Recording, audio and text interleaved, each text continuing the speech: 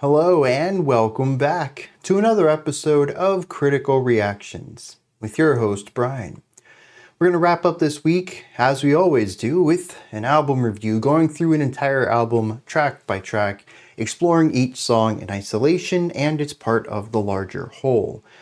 Today we're going to look at a group that we haven't checked out in a very long while, Uneven Structures. The last time we listened to them was actually the first time I listened to them back in March of 2020. The channel was a wee 5 months old at this point. And I had described them as the name fits the musical style. I did do a little bit of listening to that track, Outlaw. Progressive metal is what I get out of this. That's what I'm expecting today. The album we are looking at is called La Partition. Now, that track, Outlaw, is not on this album. We have 11 tracks here, 56 minutes in total. Most of the tracks are, I guess it's kind of evenly divided. We have some shorter ones in the 3 to 4 minute range. We also have plenty that are in the 6 to 7 minute range too. Let's dive in. Kick it off with the opening track, Alkaline Throats.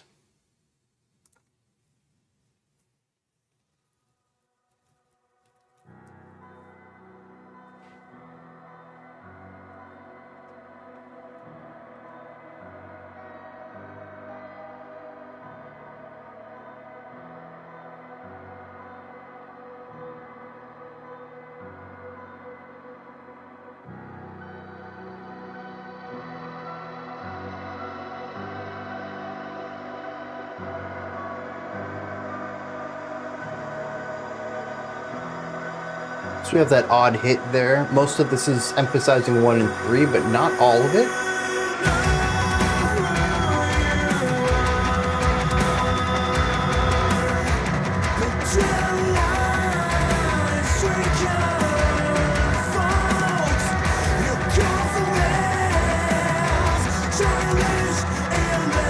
Very atmospheric. We have this rhythmic texture thing on the drums and the guitar, but there are these notes kind of twinkle above everything, little melodic passages.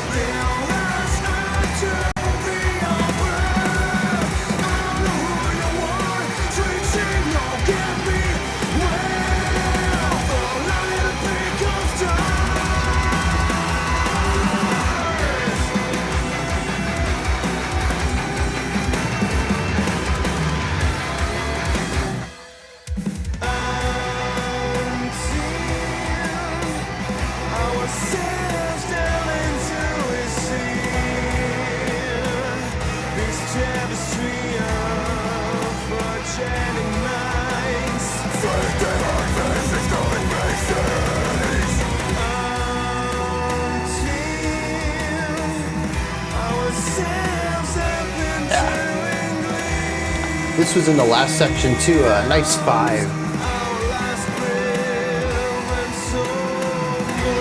Cool bass tone. We had some slides on the bass. Maybe it's fretless?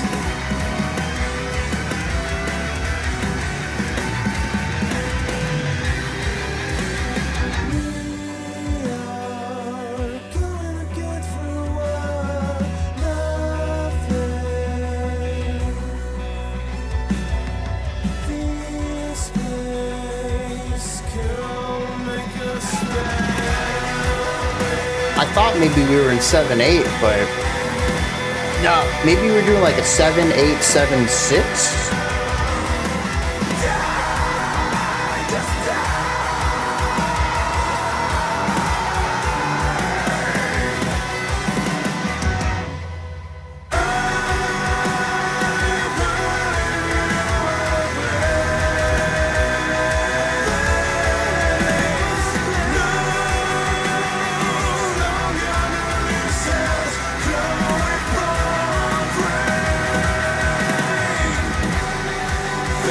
Yeah, a little bit of a suspension here as we shift from the 6-8 to the 3-4.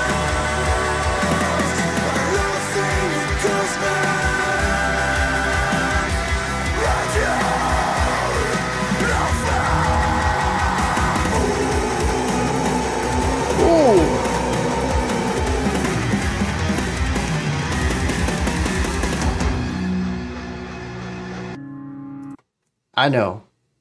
I also, why? Okay, I had shuffle on for some reason. Next track is not that. That's track 6. That was very strange. I'm going to go back to Alkaline Throat, rewind it a little bit. So when we go into track 2, we'll have some of that lead in because it did sound like it was going into it. But I got to take a second here. I don't know that there's a lot to bring up here, at least not what I can pick up on a first time. This is, it's like Tesseract, it's like Meshuggah, it's Genty. That doesn't mean it's devoid of melodic properties. I do enjoy that there is more melodic and textural ideas, atmospheric concepts going on beyond the pure rhythmic nature, but so much of this is based around odd phrasings within traditional time signatures. And sometimes we even get to odd time signature phrasing too. In that it's not just that the rhythms themselves that the instruments are playing are odd, but that when we look at the larger scope, it's chopped up into odd, smaller segments as well. This, well, see, I likened it to Meshuggah, but something I think Meshuggah does really well, and I think a lot of this comes down to the homogeneity of tone that I've heard in a majority of their works. I should say, in the majority of works that I've heard from them. I haven't heard a lot from them. But, you know, they stick with the 4/4 time signature, and they just really push that to the edge with polyrhythmic and polymetric devices, but that the tone of the guitar and the riffs themselves are all very uniform. There isn't a lot of expansiveness to it. And I ran into this problem on Catch 33 where it was like, I don't know, 30 or 40 minutes of just kind of one sound. And it wore me down, but other people talked about the meditative qualities of it, how you can just kind of zone out and enjoy the groove. This isn't quite like that. There's a lot more going on here in, I'll say, a contrast level. And I think that creates something that, at least for me, is a bit more ear-grabbing. Might not necessarily be your cup of tea, but as I've mentioned in the past, I like dynamics, I like contrast, I like things to change. And Meshuggah does what they do phenomenally well, but they do like to focus on singularities. And that's just never really been my cup of tea. And I think that's a good place to start with Alkaline Throat here, is the rhythmic nature. And then we'll push into contrast later. The song kicks off with some 4/4. Later on, we have some 3/4. There was a 5/4 in there. There was a section that, I don't know what it was. I felt some 7 pulses, halftime, of what I was feeling on the 4. So I'd probably say 7/8 for that. But it was like a single bar of 7, and I never found a 7 again. So either I didn't know where 1 was, or the time signature was changing every bar. Or the phrase was playing across bar lines. There's a lot of ways to understand it or even to write it into sheet music if I were to transpose it. But there's movement there. There's change going on a rapid level. Regardless, we have quite a few time signatures in here. And even towards the end, I had mentioned shifting from a 6/8 to a 3/4, which is technically the same time signature. 3 whole beats or 6 half beats. That's the same thing. It's like saying I have 6 halves of sandwiches or 3 whole sandwiches. It's the same exact content. But to me, there's a different feel between them. And I think that's what I felt. There was a shift in the time feel, and I understood that as a time signature change, although it doesn't necessarily have to be one. Now, alongside all of the meter changes, the time signature changes throughout here, we also have the gent cornerstone, which is oddly phrased rhythmic devices. Now, I don't know exactly what they were doing in this track. There's a lot of oddities, weirdly syncopated concepts. All of it comes across as groovy. There's enough in here that is easily digestible, that you can bob your head along to it. You're not going to get lost too often within the groove or rhythmic nature of it. But if you asked me to transpose it just after a first time listen, I'm not going to be able to do that. Hey, let's rewind that back. Let's take this 4 bars. All right, let's rewind that a little bit. Let me write it down. It's going to take a bit. It is incredibly complex and, as I mentioned, kind of weird at times, but it never pushes past the realm of digestibility. So that from a casual listener's perspective, this just works. And I love bands who do that. Push into the realm of progressive or experimental ideas, whether that is texture, production, melody, or in this case, rhythm. But, keep it fun. Keep it in a realm that's still enjoyable by a casual music listener. And I think even uneven structure is certainly doing that here. When I say that they have odd phrasings, though, imagine, we have 4/4. Right? Which means that we have 4 beats per bar. That's what the top number means. The bottom number isn't too important for the discussion, but it tells you what length of a note gets the beat. So the 4 on the bottom means quarter notes get the beat. 4 beats per bar, and that means you get 4 quarter notes per bar. But what if you work within 5 beat phrases? What if you have 5 descending notes? Da, da, da, da, da, da, da, da, da. When you restart to the top, this is going to be beat 1 of the second bar. Sorry, beat 2 of the second bar. Yeah. You got 1, 2, 3, 4, 1, 2, 3, 4, 1, 2, 3, 4. And see how it shifts? It's going to take a while before the beginning of our musical phrase lines up on beat 1 of a bar. And so even if you understand, okay, this is in 4/4, let me count 1, 2, 3, 4, 1, 2. You're going to feel that emphasis on 1, but the music isn't going to reflect that emphasis. The emphasized beat is going to shift throughout. And this is where you start to get 2 different bits of rhythmic information. And if you're not following along really closely, you can start to lose the sense of 1. Where does this idea begin? Where do the bars start? How long is this phrase? This is where I begin talking about getting lost within the rhythmic or temporal elements of a track. Now, with uneven structure, we're not looking at a simple 5-beat idea that repeats over and over within a 4-beat structure. We're looking at something that continuously alters. Sometimes the accented beat is 1. Sometimes I hear it on 3. Sometimes I hear it on the and of 2, which is the halfway point between 2 and 3. And because it always changes, I kind of have a tough time getting the deal of any of it. There are certain beats that hopefully I hear and I get a downbeat with an emphasis at the same time. A nice strong snare hit. I kind of like sussed out the general pulse of the track. And that also is accompanied with a musical accent. Okay, this is probably a 1. I'll tell you though, sometimes it's not. There was a part in here I thought I'd found 1, and I was counting out a little bit later, and then I felt another 1, but it was on a 3, and either I missed my 1 earlier and that was actually a 3, or this was only a 2 or maybe a 6 beat idea here rather than 2 bars of 4 for the full 8. And so I'm just getting lost. I don't know where 1 is. I'm rhythmically lost within the music. This happened to me all over the place on this track. You may have seen me bob in my head, jamming along with the music. I have the pulse, but I'm lost.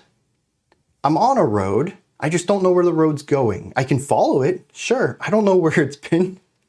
I don't know how to get back. You know, even if I turn the car around, I don't necessarily know how to get back to where I started. I'm lost. That's what this music feels like to me, and it's something that's very similar to Meshuggah. I also likened this song to Tesseract, and that's for a different reason. Tesseract, I very rarely get lost metrically. They tend to do a really good job of landmarking their rhythmic devices, so finding one is fairly easy. That also means that rhythmically they tend to be less complex than other Djenty bands, and I think in this hierarchy here, they would definitely be the easiest to digest, where Uneven Structure is a bit more than that, and Meshuggah is like really difficult to figure out whatever is ever happening in the temporal side of things. So Uneven Structure is kind of in the midpoint here. But I likened them to Tesseract because they are more than just the djent. The rhythmic device is a really big part of this track, but there's so much more to that. First of all, clean vocals. That is going to help a ton. There is a melody to follow, even if all of the instruments are concerned with texture and rhythm. The clean vocals throughout this track, not only one, give me a melodic sense, and there is usually a little bit more straightforward rhythmic information out of that. It gives me some sort of landmark occasionally to figure out where I am, but it also gives me notes to follow. A lot of djent is like pick a note and then play some rhythms on it, some jagged rhythms that are syncopated and groovy. And I think it's one of my biggest issues with djent as a genre. It's why I always call it a spice. It is missing 1/3 of music. You got texture, you got rhythm, and you got pitch. And there's just no dynamic element to pitch writing in a lot of djent music. And so I'm really only getting 66% of what I'm looking for in music. As a spice, that works fine. As the only thing you build an entire album around, you're going to lose me as a listener. So the vocals coming in here give me changing pitches. They give me melodic devices. I am a big fan of this, but there's so much more too. I had mentioned at the beginning that despite the bass, the drums, and the guitar all locking into this rhythmic thing in that opening verse, that there's these twinkling sounds giving us something quasi-melodic above all of this. Pitch changes, little ornamental ideas. Eventually we would begin to see the bass leaning into these ornamental ideas or moving melody lines. We would have guitars leaning into this as well. There is always some sort of rhythmic choppiness to every part of this track. That is inevitable. That is the djent underlying element. But there is usually 1, 2, or even 3 ideas present from some sort of instrument that is providing pitched movement. Even if it is just a cyclical riff, a rising and falling of pitches, there is changing of pitch, there is melody going on here. And I find that elevates a lot of this and lines up very well with Tesseract, who I've always thought did a really great job at adding harmonic atmosphere and melodic movement to that rhythmically djenty formula. And I think Uneven Structure is doing a really great job of smashing all of this together. It is rhythmic, it is groovy, it is textured. These guitar tones are gnarly, but it is also melodic. It is also harmonic. There is still atmospheric details present throughout, little instruments that will play sparsely, but enough to add a little bit of extra spice. I'm really enjoying that. Unfortunately, I don't have much beyond that. Harmonically, this just felt like metal to me. I've mentioned this in the past. For whatever reason, sometimes if you just stick with metal chords, I'm not really going to get too much of an emotional attachment or story out of that. Part of it, I think, is that we're probably using the same chords for all of this. That's not saying that the pitches in the chords don't change, but that the relationship of the pitches don't change. To simplify this, I actually don't know what chords are being played here, but let's go back to the roots of metal, the power chord. It is the root, which is your first note in your chord, the octave, which is the first note, but a higher version of it, so they're pretty much the same tone here, and then the fifth, which is the most stable note interval. This is why it works really well with distortion. It's just an incredibly stable chord without a lot of dissonance or instability at all. The problem is, though, is it's just two notes. Remember, the root and the octave are the same note, and so there's just not a lot of identity to this.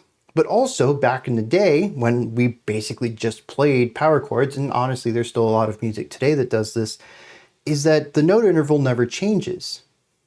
You might be changing the pitches of these notes, but the intervals are going to be consistent. It's just going to be the same chord with a different pitch to it. And the most emotive storytelling from chordal information is when you change chords throughout. I mean, it's like you could tell a sentence with only, no. You know what? That metaphor is falling apart. I don't think I have a good metaphor for this, but it's basically just using the same flavor over and over and over, and a good meal has many flavors. There, we're gonna go with that one. And you just can't convey as much information if all of your chords are the same flavor of chord. And that's kind of what I get through here. And most of the time I'd wager this is a similar issue when I talk about metal just kind of being metally and not really connecting to me emotionally, is I bet there's probably a lack of chordal movement within it, where, you know, your root pitch is going to change. Maybe you're in C and then you go to E and then maybe you hit like an F sharp or something, but they're all power chords. And so the emotional context, because the emotional context is the same because the note intervals are going to be the same. And that's what I get mostly through this. There is a levity to this that I really like, but it doesn't come from the harmony. It was actually towards the end. We had shifted from a rather driving 6/8 into what I felt was a release of gravity with a 3/4. It almost felt like we had all this energy building up and like a rocket shooting off, and it runs out of gas and you kind of hit the apex and it just kind of hovers here for a little bit. I was going to say before descending, I don't think the track really descended, but there was a point of just feeling this weightlessness towards the end of the song. But I have nothing to tie that into. This song wasn't really happy or sad or adventurous or vast or angry. It was just kind of metally. A little bit of that, you know, that attitude that metal has, but that's more of a byproduct of distorted guitars and mashing drums than it is, a narrative storytelling device. Although it could be, and maybe, you know, we'll see in this track, maybe there's just really aggressive lyrics.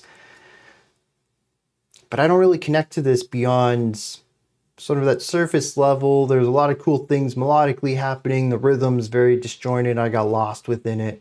That's kind of about it. I hope some of these longer tracks, 6-7 minute songs, are going to have overarching melodies and possibly denser chordal information. I fear, I mean, we're only one track in. This is completely unfounded so far, but I fear that this will become like a Meshuggah, where I just kind of don't have much to add from track to track. Well, let's dive into some lyrics here. We'll get into track 2 and we'll see where that takes us. All right. We have a person who wants to get out of their current situation, not just leave it, but to get as far away from it as possible, saying, now get me where the lights become stars. You've put so much distance between you and the lights of this place that they're going to look like stars in the sky of wherever you end up. He says, I know who you are. Adrenaline-stricken thought. You call for this childish inertia, and I seem to crave for whatever lights us up. I think this is interesting that there is a part of our narrator who wants fast. They want it now. There's no patience here. He calls it adrenaline-stricken, but that it calls for inertia. But despite seeing this and almost speaking about it negatively, there is a thought that this is also what I want. It says, I seem to crave for whatever lights us up. Maybe these are simplistic urges, but I am also a simple person. It says that we hunt ourselves down until we see this tapestry of projected minds. We will haunt ourselves up until we glimpse our last breath and some more. Haunting ourselves until we die is a very interesting idea. I wonder if this is about a concurrent haunting, or if it's about our past haunting us. Not necessarily in the sense that we are trying to run from bad decisions, but that every decision we have made is something that takes us to our current place. We are always haunted by our past because our past determines where we are today, and today will determine where we are tomorrow. But it says we haunt ourselves, which maybe doesn't bring in the concept of the past. I don't know. Like I said, it's an interesting phrase. It gets my mind going. He says, we're going to get through what nothing in this place could make us ready. I burn and you're ablaze. No longer the lucent glow, we both rave, then flesh melts and then trickles, my loathing echoes back at your laughter. And here I'm a bit lost. Unless this voice in his head that causes him to run forward, maybe recklessly, is what causes his ultimate death. Or maybe it's not a death, as it does state that our haunting, we haunt ourselves until we glimpse our last breath and some more, implying there is something past death. Maybe that's what this is. He loathes this voice that has led him to this place where both he and it are ablaze. He says, the flesh melts and my loathing echoes back at your laughter. In opposition of intention, one not necessarily looking out for the other. There is one part earlier, it says, I will take your word for advice. Who am I to judge? Whatever it is, as long as it takes us out of nowhere. He's willing to listen to this voice, this part of him, whatever it is, even though he doesn't know if he can trust it. He's so ready to leave this place, he will act recklessly in order to leave it. There is a lot of metaphor you can take from this. I mean, obviously on the surface, we can just take it as an escape, but metaphorically, what if we left a mental place? What if this is about depression? It's an interesting track. I didn't get any of this from the music, mind you. I'm curious if the lyrics for this album are going to continuously be this interesting. A little bit of depth, but not too much. I dig that. I'm going to push forward into Brazen Tongue. As I said, we have a few seconds. I went back on this so that we can hear the lead in to track 2.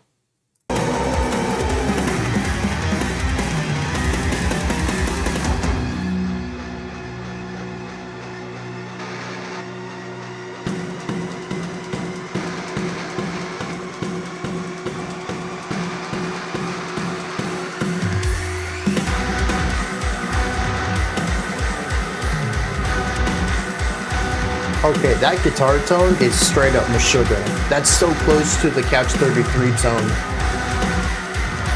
It's got that springiness to it.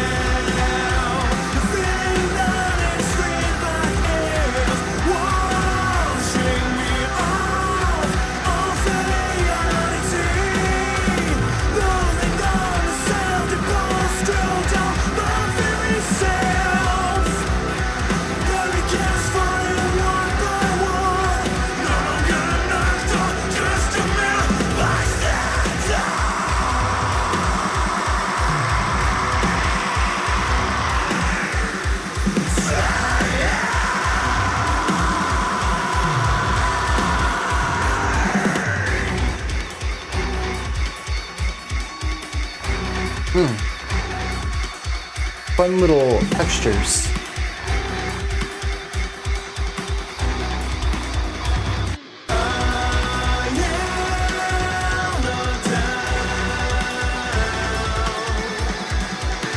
I like the production on the drums too. That cymbal work is incredibly bright. It's a nice contrast to the drop guitars, just giving this, warm, large tone underneath.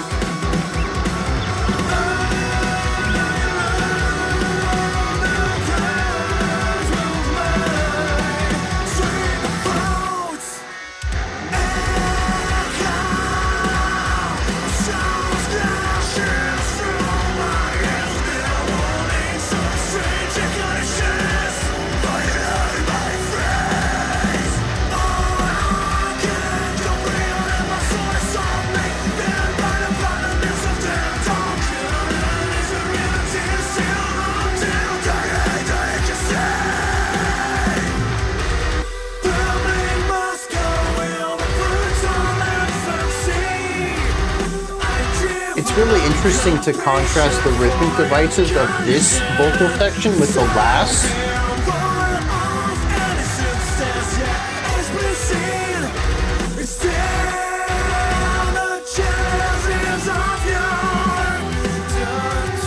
Well, okay, maybe just the first line of that then. The vocal rhythms are quite obtuse, difficult to follow along with.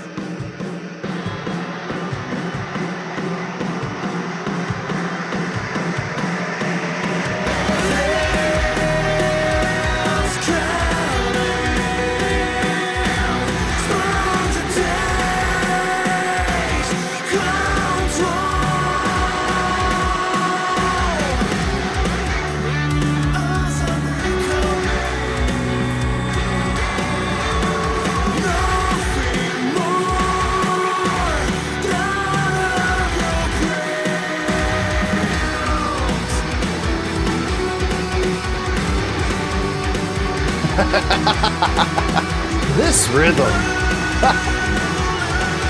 Lots of offbeat syncopation on it.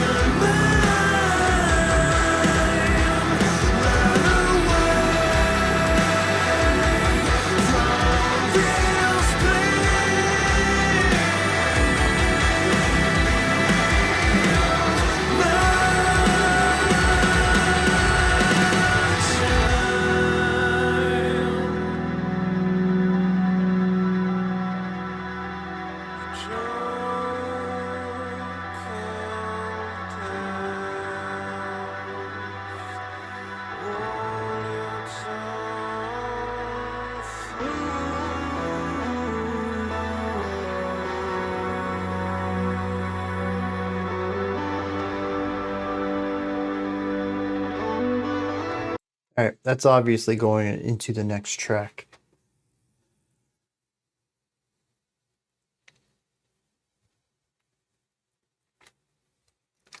This was intriguing because it still has, I think, strong sense of atmosphere. And I say that most songs have atmosphere. And I want to clarify here. What I'm talking about is ambience. There is something that tends to sit above the song, and I'm not always sure what it is. I did hear one thing in here that I didn't hear in the last track, and it's not to say it wasn't there. I might have just missed it. There is 16th note guitar in this. I heard it during the instrumental bit. This was also the part where I got to really lock into what the guitars are doing, and they're kind of hovering around a couple of notes. I had even mentioned at the beginning of the song that there's a springiness to these tones too. Bow, bow. It's kind of like ramps up into it quickly and then comes down from that pitch. The idea of hovering around a single note, of having 16th note guitar alongside the rhythmic stuff as a sort of drone, the springiness of the guitars, these are exact descriptions that I had given of Meshuggah's work on Catch 33 last month. This month? I don't. It's recent-ish. This is the most. I mean, we're only 2 tracks in, so it's not too much of a hierarchy yet. But this is the most Meshuggah influenced track on the album so far. In fact, if you put harsh vocals on top of this, you pretty much have Meshuggah with a little bit of extra ambiance to it.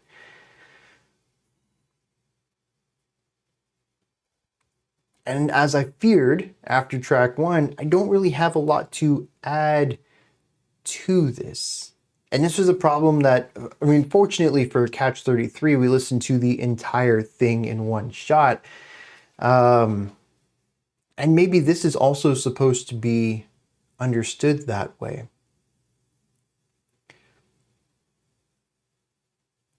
Maybe I will, I mean, the next track's 3:40 and then 40 seconds after that. If I don't have much to say about track 3, we're just going to run 3, 4, and 5 together, even though 5 is 7.5 minutes long. But I do think that this album, much like Catch 33, is supposed to be, at least so far, all listened to in one shot, which, you know, most albums are. You're not supposed to take breaks on albums. It's like me pausing a movie every 10 minutes to talk about scene structure or cinematography or the way that the editors crafted, you know, an emotion or an energy by specific, you know, using J cuts and L cuts in certain ways. It's not really the best way to experience the film for the first time, at least for me, anyways. But this is Meshuggah. It's Meshuggah with some sci-fi textures that sit on top of it. And this is kind of interesting though, because it does provide levity in a way. We have drop guitars here. Low end guitar tones, guitar pitches, just heavy and meaty riffs and guitar sounds. Now, at least with Meshuggah, there's also growling that goes on here, which reinforces this low end part, and it just creates something very rumbly, very earthy, very grounded. This looks upward. Part of it is the clean vocals being higher pitched and everything else, but it's also the 16th note picking from the guitars that, at least to my ears, are higher pitched than Meshuggah typically use for their background drone. It's also the little twinkling ideas at the top. It is the occasional on this track, it was more frequent on Alkaline Throat, ornamental ideas where the guitars might pepper in some more melodic, higher pitched ideas alongside the djent and the drone. It is stuff that causes you not to feel rooted, but if nothing else, then to simply look up and see what's above the ground. And so far, I'm kind of enjoying that. If this album is just more of these 10 minutes, which, I mean, at this point, we are a little over a fifth of the way through, or a little under a fifth of the way through, done with this album. If it's just this, I think I'm going to enjoy it more than my forays into djents in the past, but it's certainly not an album I think I'm going to come back to. I just have a tough time with rhythmically focused music like this. But I do like what they're doing, and I like how it feels like a middle point between Tesseract, which might not feel as meditative or trancy as a Meshuggah fan might want it to be, and Meshuggah, where someone who needs more atmosphere, texture, and melody might find that to be a bit plain or lacking in that regard, as it, you know, veers really heavily into the realm of metric, technical, mathy kind of stuff. This does feel like a nice midpoint that captures some of those Meshuggah style sounds and rhythms while still adding in a melodic and harmonic flourish to it. The other thing I want to bring up real quick is I was primarily listening to the vocals on many of these passages, and they're rhythmically very odd as well. But they're odd in an even odder sense, because at least with the guitars, you're usually working with a low note, a mid note, and a high note. And sometimes you'll just do the low and the mid. Maybe you'll do the low and the high. Maybe we'll do low, mid, high. And so you can always have this dome, this drop that'll give you an accent. But how far you get away from that, or if you get away from that much at all, maybe you just hit one note, come back down. Maybe hit two notes, come back down. And you can like change all this up too, and this is what's going to create some of the rhythmic change to it. It's what's going to create some of the melodic change to it. But you're always going to come back to that emphasized low note. And that's going to give you a sense of a pulse, a sense of a cadence through it all. The vocals don't really have that. They exist more on a melodic flow where the pitch changes feel like, if the rhythms were more standard, would be incredibly catchy. But when we change rhythms, when we change notes, this is kind of random. Sometimes we'll hold a note out for a long time and then run like 3 or 4 syllables back to back really quickly. And it's just, it's unpredictable. I think that's the word to it. It's unpredictable and lacks even the little bit of landmarking that giving us a root note like the guitars do affords us. The more I listened to them, the more I found myself drifting back to the guitars, because even though I'm totally lost with the guitar and drum work, it still gives me some sense of understanding. There is a pulse here, something I can follow along with. Even if I don't know where one is, again, at least I'm on a road. I don't know where it's going. I don't know where I am in the world, but I'm on a road and I can follow it. I can see where it takes me. The vocal melodies are rhythmically totally obtuse. And I think it would be really interesting. Actually, it'd probably be interesting to do this for any instrument, but interesting to isolate it completely from everything else. I think it would be incredibly odd to listen to.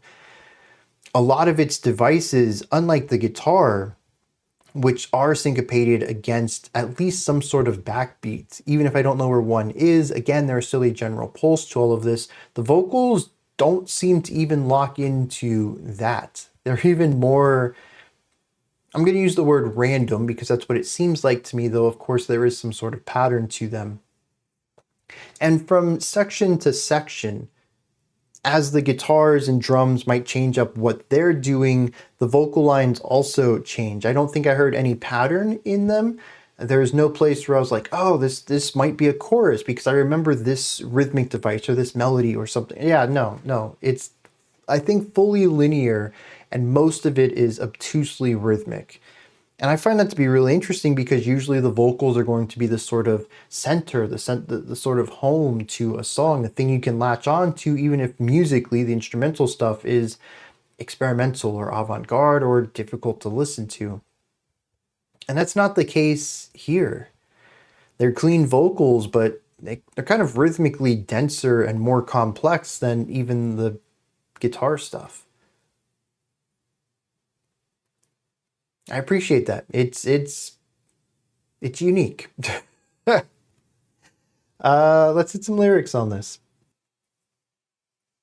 I think this is a track about brainwashing. Not like psychologically torturing someone until they agree with you kind of idea, but just the simple idea of implanting words and thoughts into people's minds. Not necessarily overtly, but subliminally.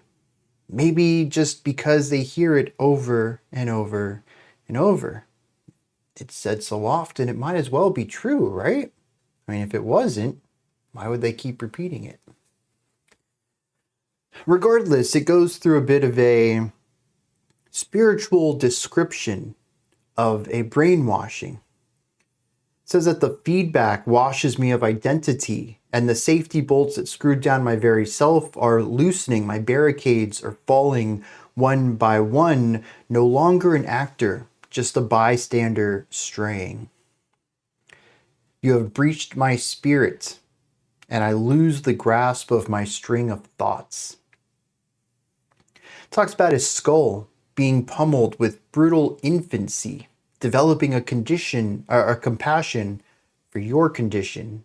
It's devoid of substance, yet it's explicit. It's not actually saying much of anything, but you can't help agreeing with it. You just hear it so much. Eventually, it subconsciously becomes something that you might not necessarily agree with, but you do internalize it. In fact, using the term internalize might not even be brainwashing in particular, but it could be any sort of mental hijacking, including something like gaslighting. It talks about cunning sponges, taking control, wiping clean until I become nothing more than a blueprint. It's very interesting.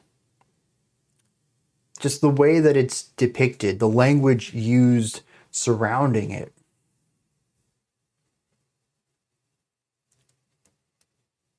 Interesting. Another track, I don't really relate back much to the music at all. It's still just metal music to me. But I do like the language, the vocabulary of this album, at least the 20% we've listened to so far. I'm digging it. Next up, we have Crystal Teeth. Like I said, we may just run this one into tracks 4 and 5. Let's see where they take us.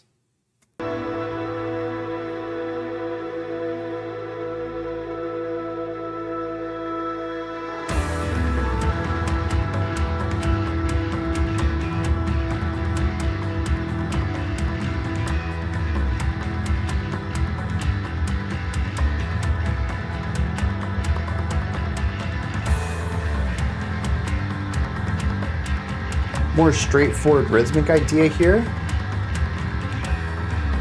We're working with these groups of 8s. A soft emphasis there, back into the heavy emphasis.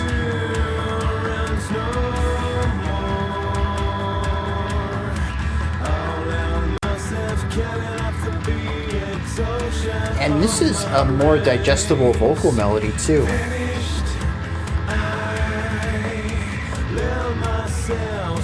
Interesting harmonies though, tense, unstable.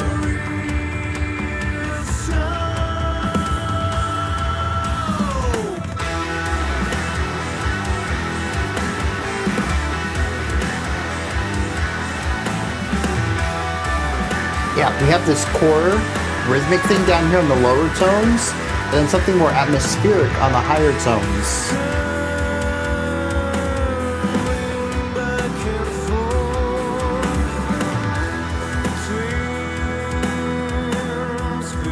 There's the drummer playing around with some polymetric ideas.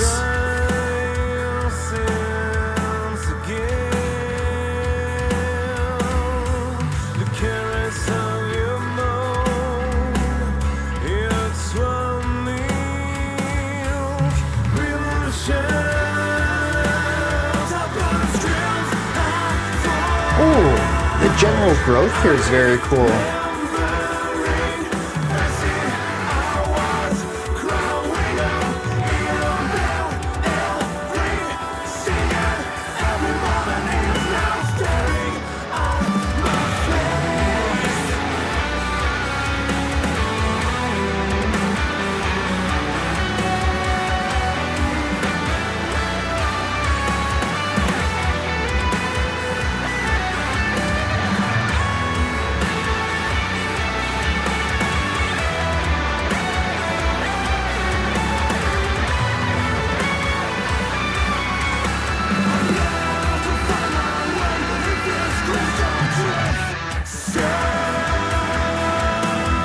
Yeah.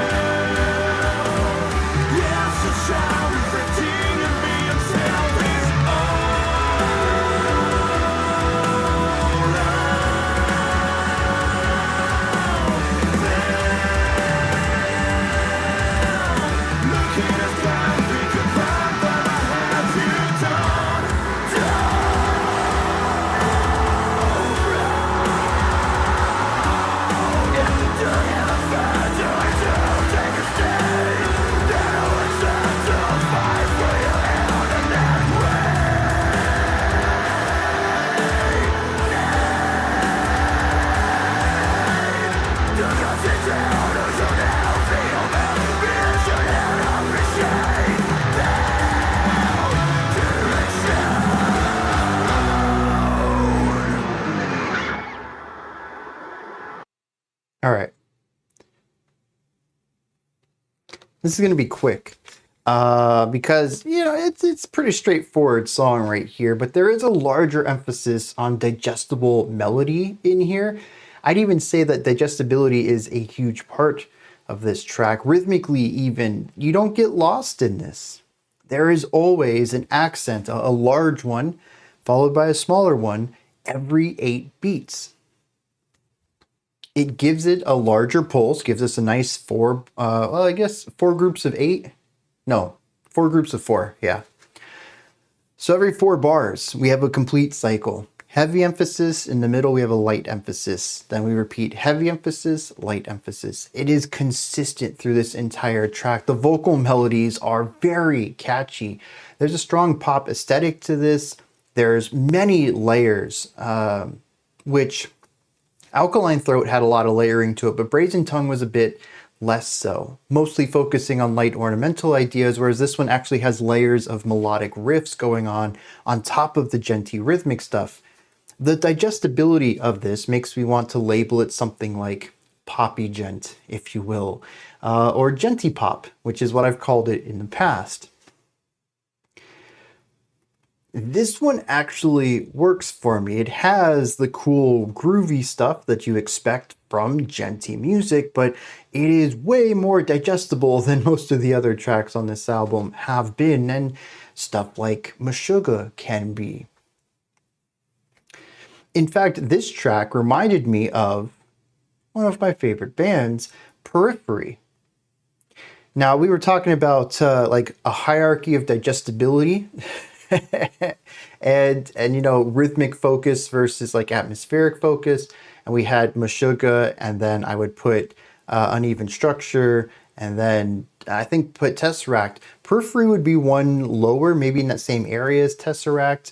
It's a great entry point into djent, where you're still going to find these groovy rhythmic structures, but there is a very large emphasis on catchy vocals, on you know, beautiful melodic lines, on digestibility, understanding where you are, the song never really becoming a maze. That's not to say that Periphery doesn't have heavier tracks. They, much like a lot of djent, were influenced by Meshuggah, and especially some of their earlier works are much heavier than their later works as they began to push more into melodic and poppier ideas. But this track reminds me of them, and I think it's really interesting that 3 tracks in, I see a lot of different influences or styles of music. I'd say that it is all definitely progressive metal, and the rhythmic chugginess is a huge aspect of this. I still kind of really clearly put it into this djent corner of music, but we've had some straight up Meshuggah praise on this. We've had some atmospheric and ambient stuff. We've had melodic stuff. 3 tracks in, 3 different approaches to the djent formula. Very cool stuff. This even had a beautiful guitar solo in it that took its time. It didn't try to be choppy or technical or impressed with anything other than solid melody writing. So I'm on board with that. Very cool. And it being a bit shorter also kind of matches up with Periphery as well, who tend not to spend as much time in specific areas. They have their longer tracks, but I feel like when it comes to djent, they tend to be on the shorter side of song length. probably a little bit due to that pop influence they have. This uneven structure, they're neat, they're varied, very dynamic. We get further into this, I'm beginning to enjoy them more, though they've got to reach a point where they start repeating ideas. You can't have 50 minutes of brand new gent. I don't think gent is that varied, unless the rhythmic stuff becomes more of a background idea and they just push into more traditional progressive sounds, looking at structure and rhythm as things to mess around with rather than things to build jagged ideas out of. I think gent is a very focused version of progressive metal, and you're not going to find a lot of variety in it because it is so razor focused. I mean, we're like 200% on a microscope, 200x zoom on a microscope. You got to zoom out if you want to find more variety. I don't see them doing that. I think gent is just a core part of their formula. I figure we're going to get back to stuff like Alkaline Throat or Brazen Tongue, but we'll probably still have a couple of tracks like Crystal Teeth throughout, and maybe even moments of songs like Crystal Teeth. But I don't think that's going to be their core sound. Maybe I'm just being a bit pessimistic about this. Let me hit some lyrics on this.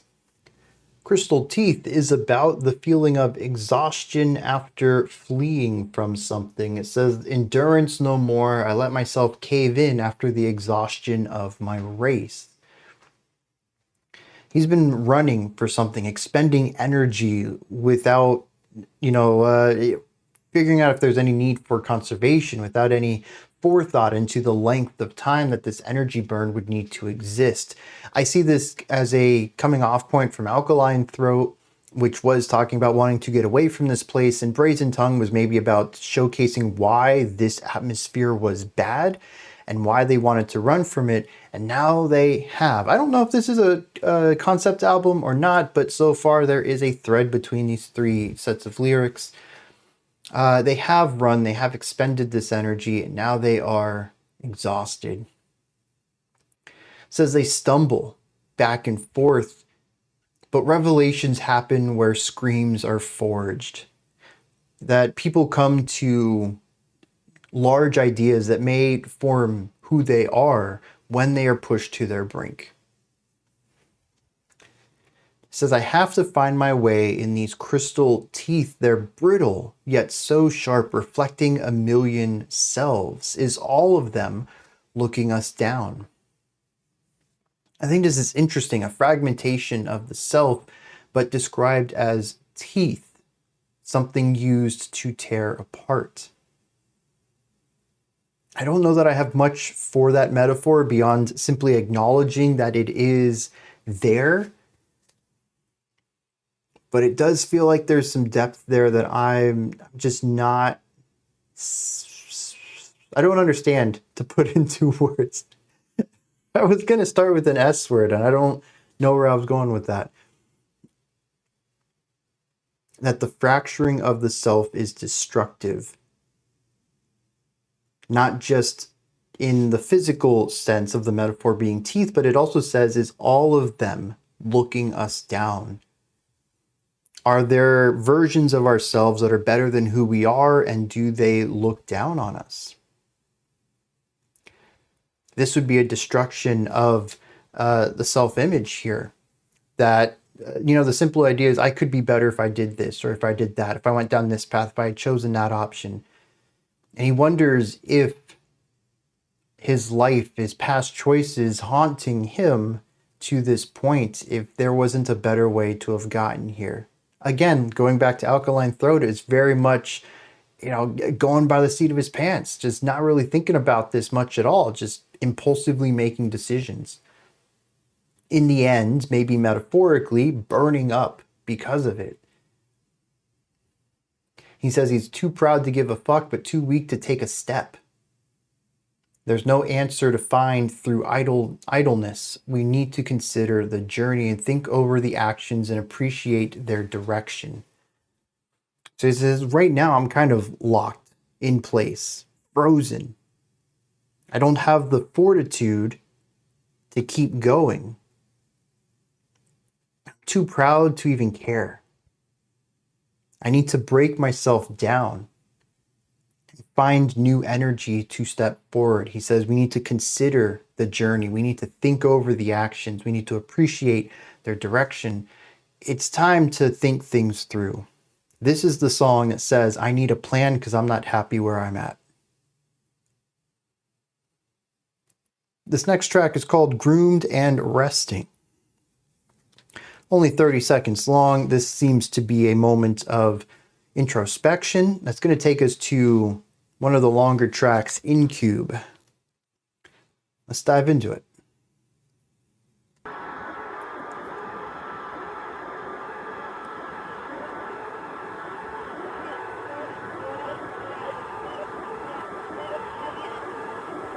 I always wonder what would lead someone to make an intro to a track, an interlude in the album. How many people are going to listen to this track in isolation?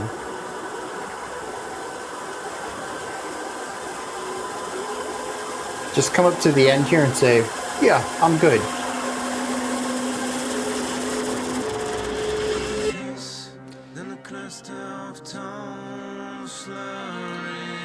But I suppose some people might want to just listen to this, so you isolate the intro, but that's, I don't know.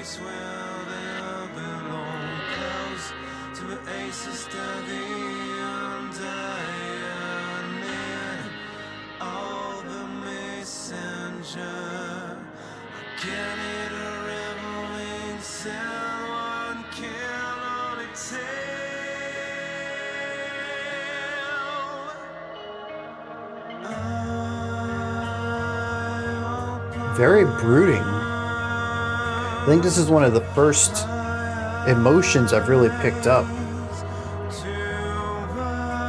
There's an isolation to it, almost like talking oneself through a decision.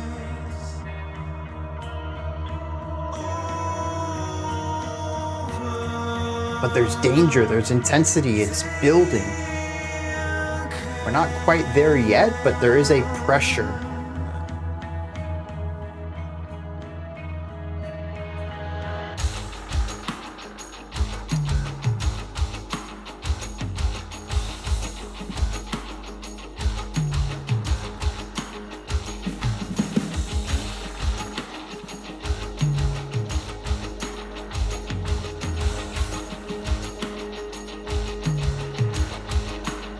So we're in an odd number. I'm not sure what number it is, but our snare accent is on a downbeat one time and an offbeat the next.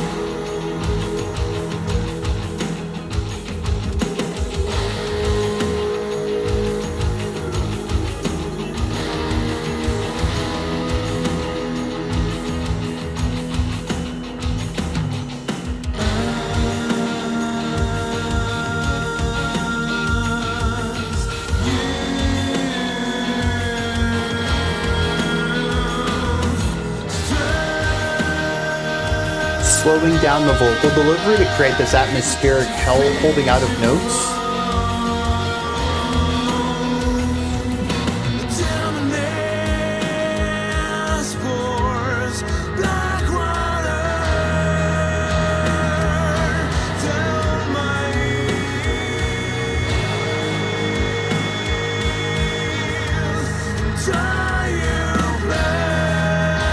Interestingly, this section is in 4.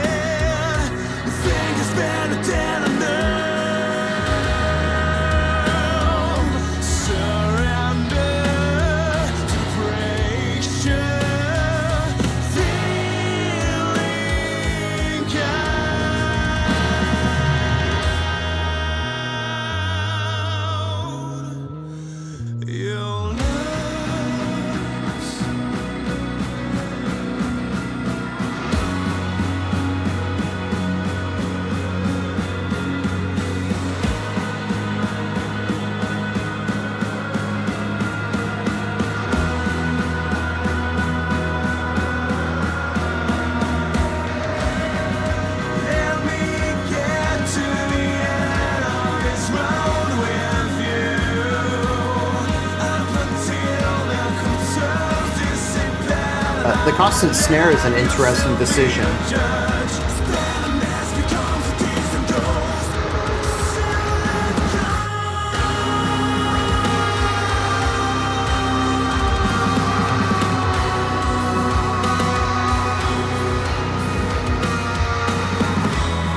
Cymbal on the outside is giving us our core beats.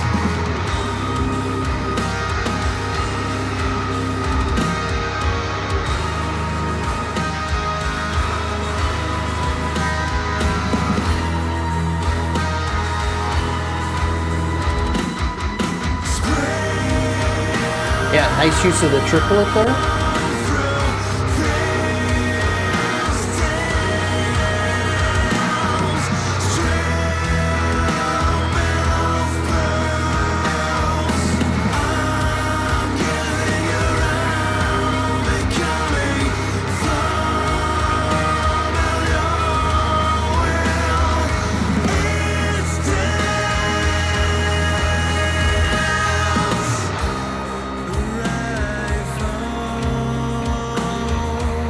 Taking more of a post-metal approach on this one. Still with jagged rhythms, but little light texture things, really focusing on walls of sound though.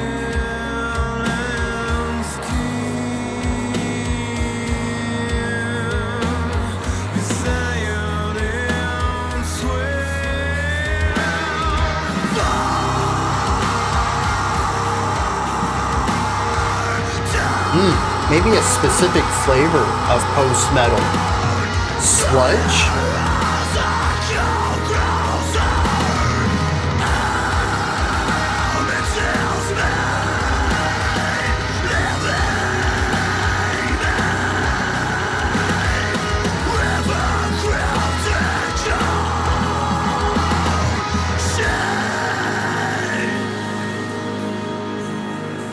The last drum passage was interesting too. There was a lot of ghost note snare work on it.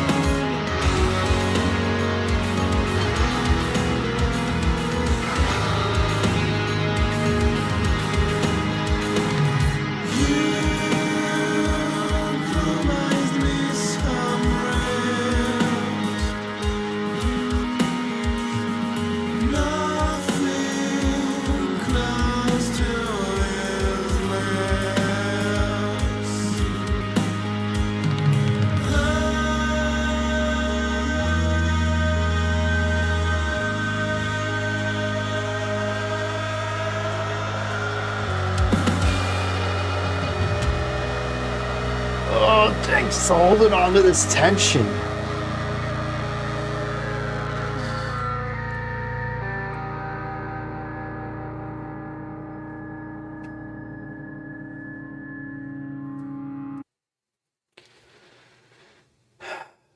I feel bad stopping it because I think this is the first time I've really gotten into this album. Like, I mean, yeah, Crystal Teeth was cool.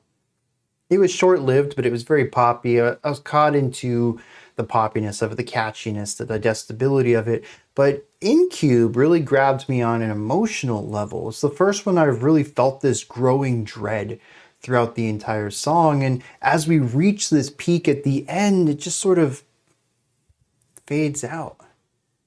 We kind of get this little rumble at the end, and then that final vocal line that just kind of keeps going up in pitch and then turns into like this crackle thing. And I was like, where's this going? And then it's time to pause it to talk about it. I think this is an album I'm going to have to listen to again. Maybe not today, because I can already tell halfway through it's wearing me down. Gent has a way of doing that. It's just a lot of mathy stuff being thrown my way. I'm trying to keep up with rhythmic patterns. I'm trying to keep up with atmospheric ideas. I'm trying to listen to what the vocals doing, and all of that ends up being rhythmic too. Album reactions already are fairly taxing experiences for me. I think that kind of came out wrong. Not to say I don't enjoy them, but they are exhausting in like a good way. Like after you've run a marathon and you're done, your body's screaming at you, but you're done, you finished it. You're exhausted, but positively exhausted. That's what a lot of album reviews feel like for me. I mean, I'm basically running my brain on overdrive for 4 to 6 hours. For me, at least, the videos end up being like 3 to 4 hours, but I spend a lot of time off camera reading lyrics, trying to dissect what they're going on about, reading about background information on the bands, who's playing what instruments, how all that feeds into stuff. It's an all day event for me. So I'm usually pretty exhausted by the end of them, and mathy stuff. It's another thing to worry about beyond the themes of the music, also the technical component to it. So I'm not going to listen to this again tonight. I'm not going to listen to anything. Whenever I record the album review, the rest of my day is as silent as possible. I just want an empty brain.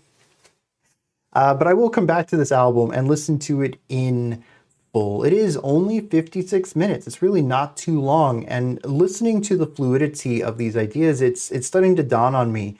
Alkaline Throat was a good introduction. Brazen Tongue really leaned into that low-end Meshuggah style influence. But Crystal Teeth brought some levity. Groomed and Resting was interesting in that it created tension, and then Incube was kind of a moody dread piece.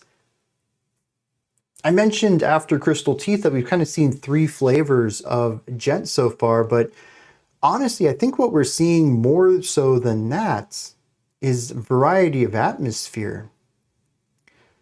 Pausing after each track is good for talking about that track, but this kind of actually perfectly lining up with my film analogy from earlier. Everything is influenced and led into and explained and in conversation with everything else. Why is Brazen Tongue so heavy and disorienting where Incube isn't? Is it because the band were picking different influences to base their music off of? Yeah, that's a possibility, but I think what actually is more honestly going on here is we're in a different part of the story. It needs a different feeling to it.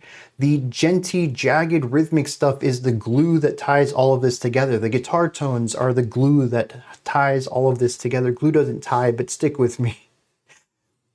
The atmosphere, the melodic writing, the harmonic writing, this is all what informs the story. This album, even just getting to this halfway point, is full of highs and lows. We've gone on a roller coaster ride already. Act 1 had so many different ideas in it. We're heading into the midpoint of Act 2 here with track 6.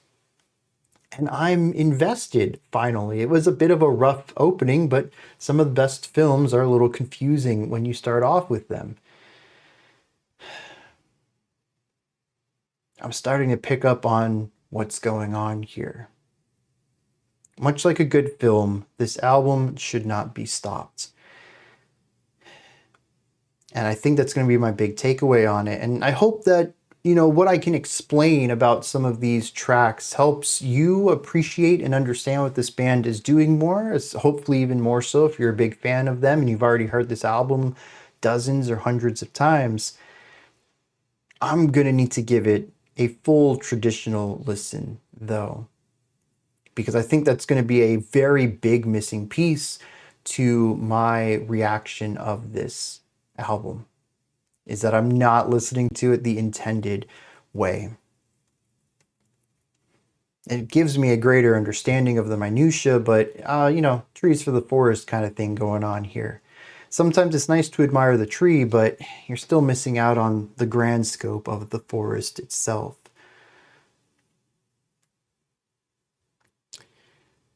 Now, into this track in particular, Incube. Very moody, very doomy, dreary, sludgy. It's not doomy like metal, but just very doom informed, doom coded. The atmosphere on this is heavy, it's palpable. This is like a dense fog that you can feel. Because fogs are like visual inhibitors. You can't see very far. It creates something that feels isolating. But what if you could feel the density? Well, I mean, it's a cloud. It's not a lot of density to it. Y'all understand where I'm going with this? Like, what if it wasn't just a visual density, but a physical one as well? The fog that also presses down on you. That's what this track feels like. If Crystal Teeth was I need to make a plan, and Groomed and Resting is I'm trying to rest and set this plan in motion, but it's tense. I mean, that's my best read on Groomed and Resting, is that there's a lot of dissonance in it. The title tells me that there's supposed to be some inflection, but the music tells me that the self-inflection didn't work. The self-reflection didn't work, and it just led to more anxiety. This is what comes after that. Maybe it is an understanding of the gravitas of the situation and a bit of the weight felt, the pressure of what needs to be done. But it could also just be a return to some of the earlier ideas too. Maybe our narrator doesn't get this, this feeling of willpower that I felt was missing in Crystal Teeth. Maybe the idea of making a plan is as far as the narrator gets. That the actual process of planning things out and sticking to a goal, sticking to a process to reach a goal is too much weight for them. And it ends up being too much of a pressure, something that bears down on them and actually slows them down more than when they were just improvising everything and recklessly making choices.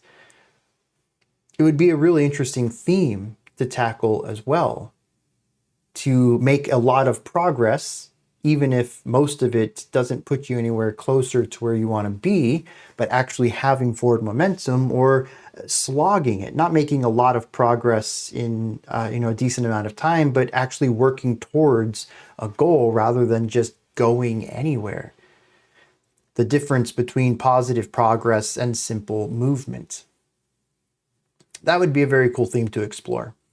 Regardless, this whole thing is dreary, it's moody. The tempo is one of the slowest I have felt on this album. It is very much a stomping of the feet, a slow drag, well, I guess dragging of the feet, slow movement generally.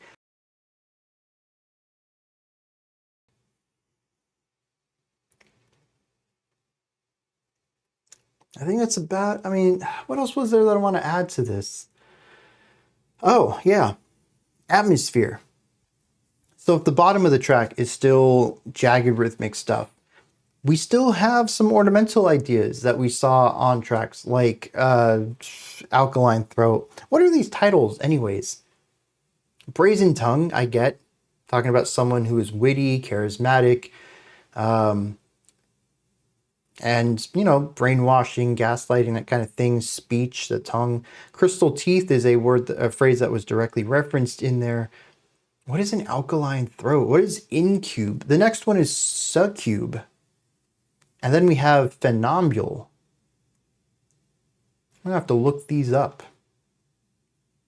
Also, we have two interludes. Groomed and Resting was track 4. Track 8 is Greeted and Dining.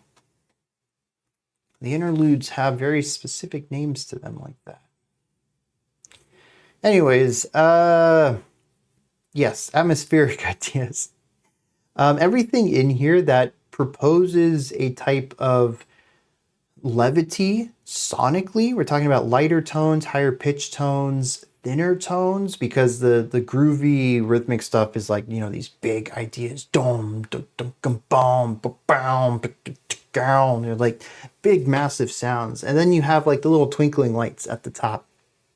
But they don't feel enlightening. They don't feel like gravity's being removed. It's still a pressing down. It's just a pressing down from higher, where maybe the genty stuff at the bottom is a rooting, being stuck in mud.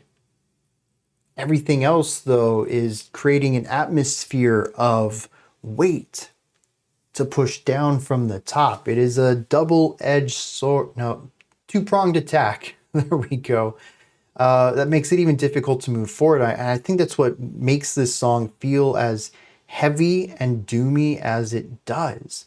I also mentioned that there's like a post-metal element to this, in that most of this song is about building layers until we reach these massive dramatic moments. But something about the riffs themselves feel chunky in a way that post-metal doesn't always. Post-metal can be very atmospheric, just lots of chords and big guitar tones. This one has riffs though. And I had mentioned sludge. I'm not always 100% sure on sludge. This is one of those gut reactions where I'm like, yeah, this kind of sounds sludgy. But it does, it feels like that. Like trying to trudge through this thick, viscous matter. And just making incredibly slow progress while something dangerous is right behind you, nipping at your heels.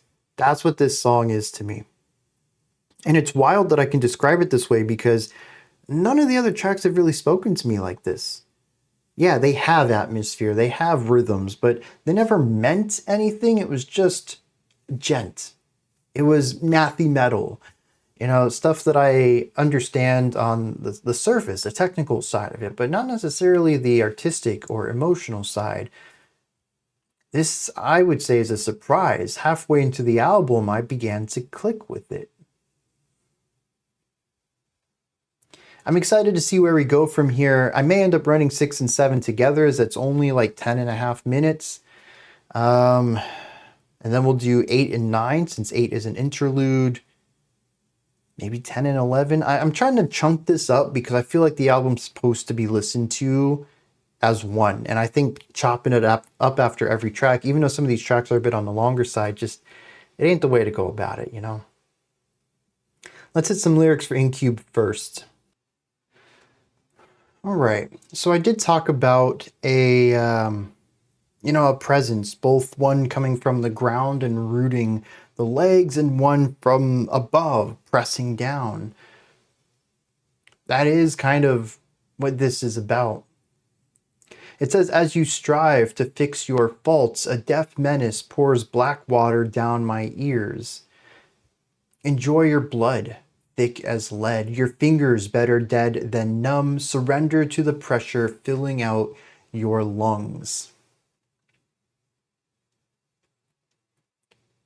The end, it says, a wry vow inking its way over pelt and skin, this iodine swell.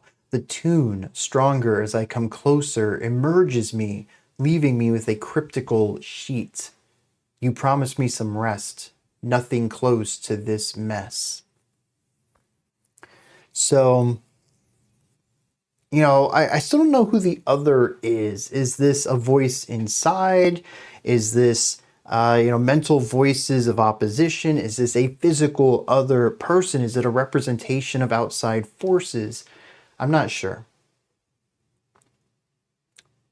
But coming off of Crystal Teeth, which was, let's do better. Let's take a moment, think, and plan. This is an immediate stoppage to that. As you strive to fix your faults, you're trying to make yourself better, and there is intense opposition against that.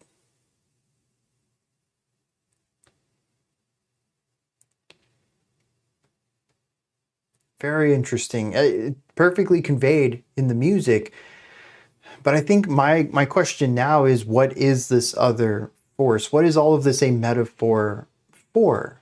The concept of recklessly running towards your future and at one point realizing, hey, dude, this doesn't work. I need to sit down and make a plan, and then anxiety, stops your plans and all that. Is it anxiety? Is it actually an antagonistic person? Is this all a large concept album for, overcoming mental roadblocks? How to improve oneself, or maybe, the difficulties of improving oneself with mental health issues. I don't know. I'm hoping that there is some sort of, maybe not necessarily concrete answer by the end of the album, but at least a gesturing towards what the metaphor is. Maybe even by giving a bit more of a nudge, or again, a gesture towards who this antagonizing force is. If it's internal, that really helps direct me in how I should be reading the figurative elements of it. If it's external, well, it's kind of going to point me in a different direction. Now, I should have read this first. The person who requested this told me that this album should be listened to all in one go, but that I should not listen to it all in one go for the sake of the analysis. I agree with that. 50 minutes of this is a lot to get through, and honestly, I don't think any of these more in-depth reads on these tracks would have been possible if I just listened to the whole thing. I would have forgotten so much about the first half, other than general ideas of, it's genty and atmospheric. Taking the time in between definitely is the way to go. But they also mentioned something that I hadn't quite pieced together yet. Given that the interludes are at 4 and 8, it splits this album up into 3 distinct parts of 3 tracks. 1, 2, 3, 4, 5, 6, 7, 8, 9, 10, 11. So what we're going to do here is I am going to do 6 and 7 back to back, and see where that takes me. Track 8 is an interlude. I'm going to assume it's going to be something more minimal, just like Groomed and Resting was. And I'll try to get through 9, 10, and 11 back to back. That's going to be 14, 23 minutes of music. Maybe a little bit more than that.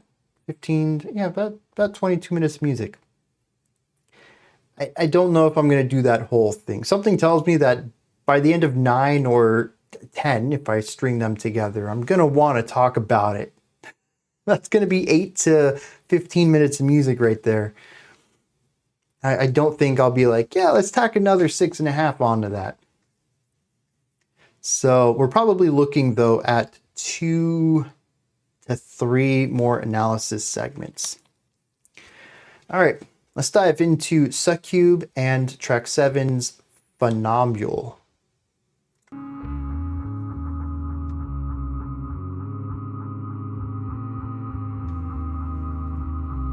Yeah, this is the clearest we've heard the bass. I do think it is fretless.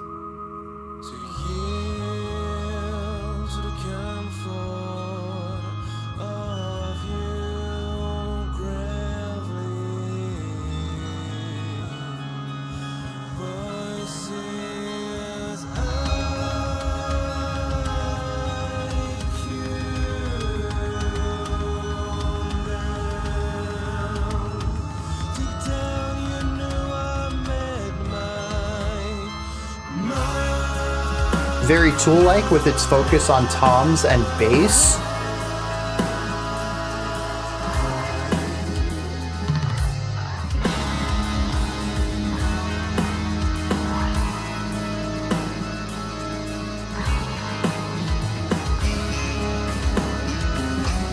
So, I love this line right here.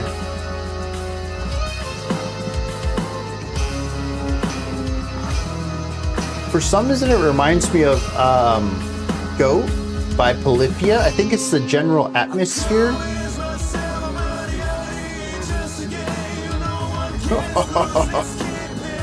I wonder if we also have atmospheric separation, where 1, 2, and 3 were more energetic.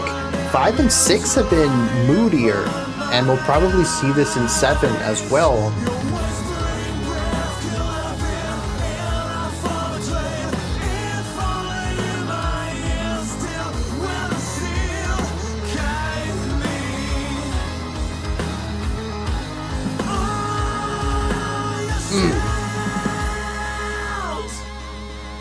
Is that a 3 against 2?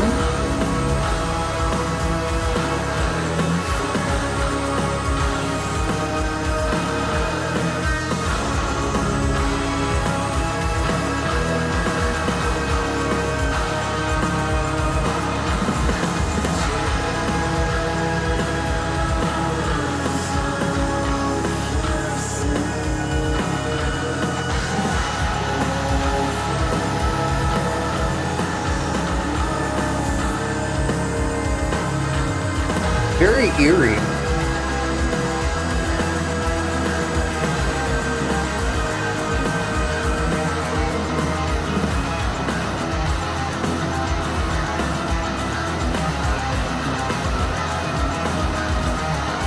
Yeah.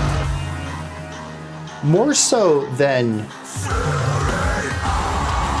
other tracks, this one has a really sharp contrast, like a friction between the backbeat and the syncopation.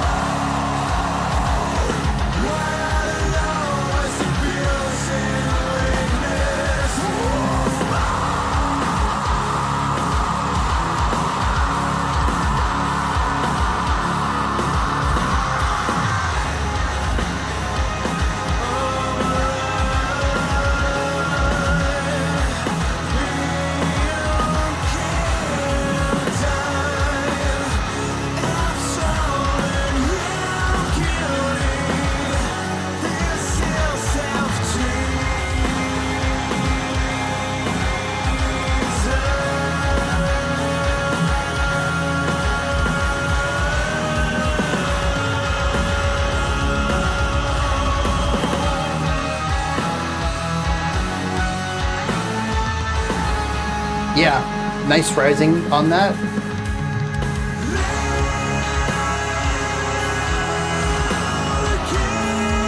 Yeah.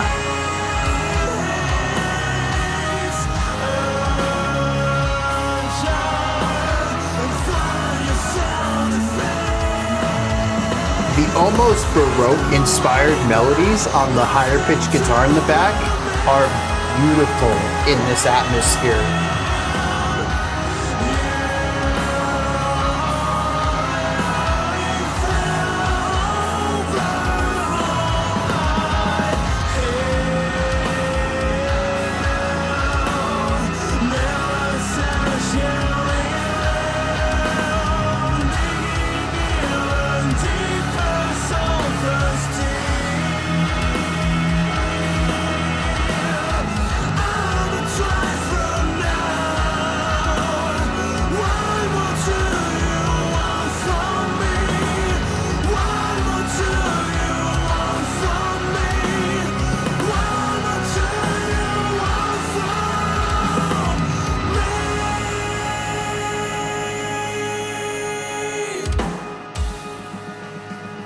Still hanging on to this harmonic instability.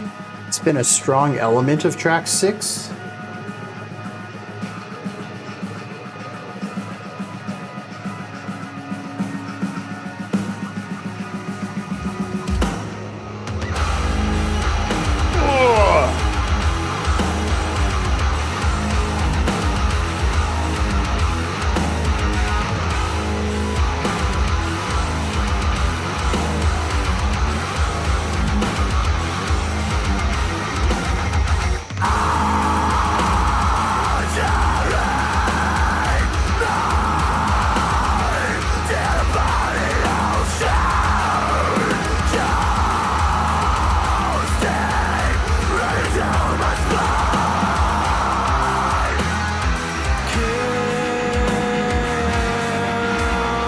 So from that anger into this low,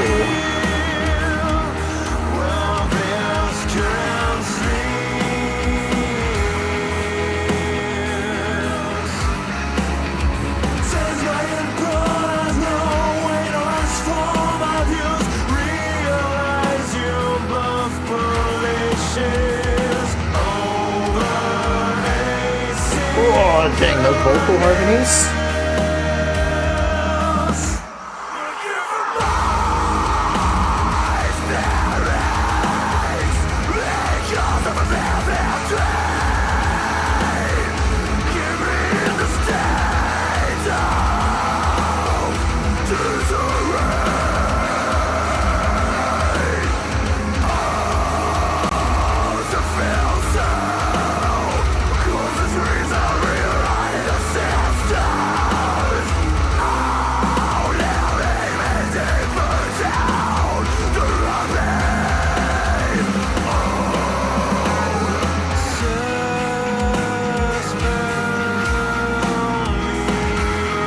I love how the weight has lifted off a little bit, but the tension hasn't.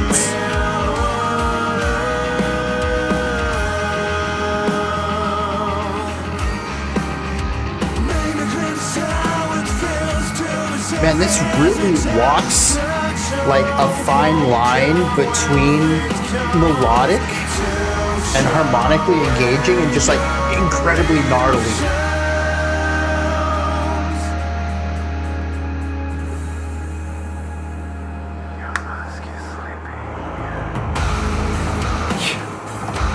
Just both sides of this.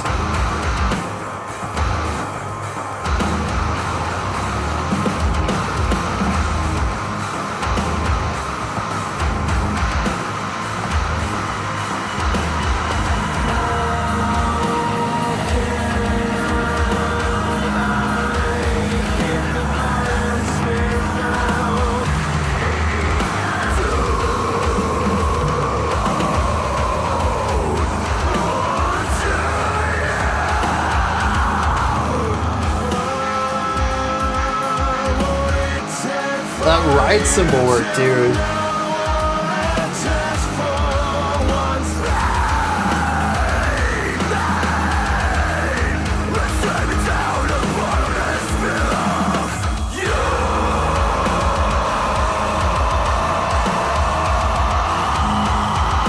What is that? Is that...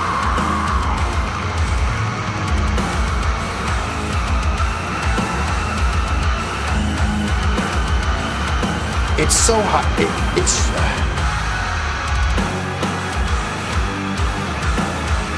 That just has to be like tremolo on a really high string.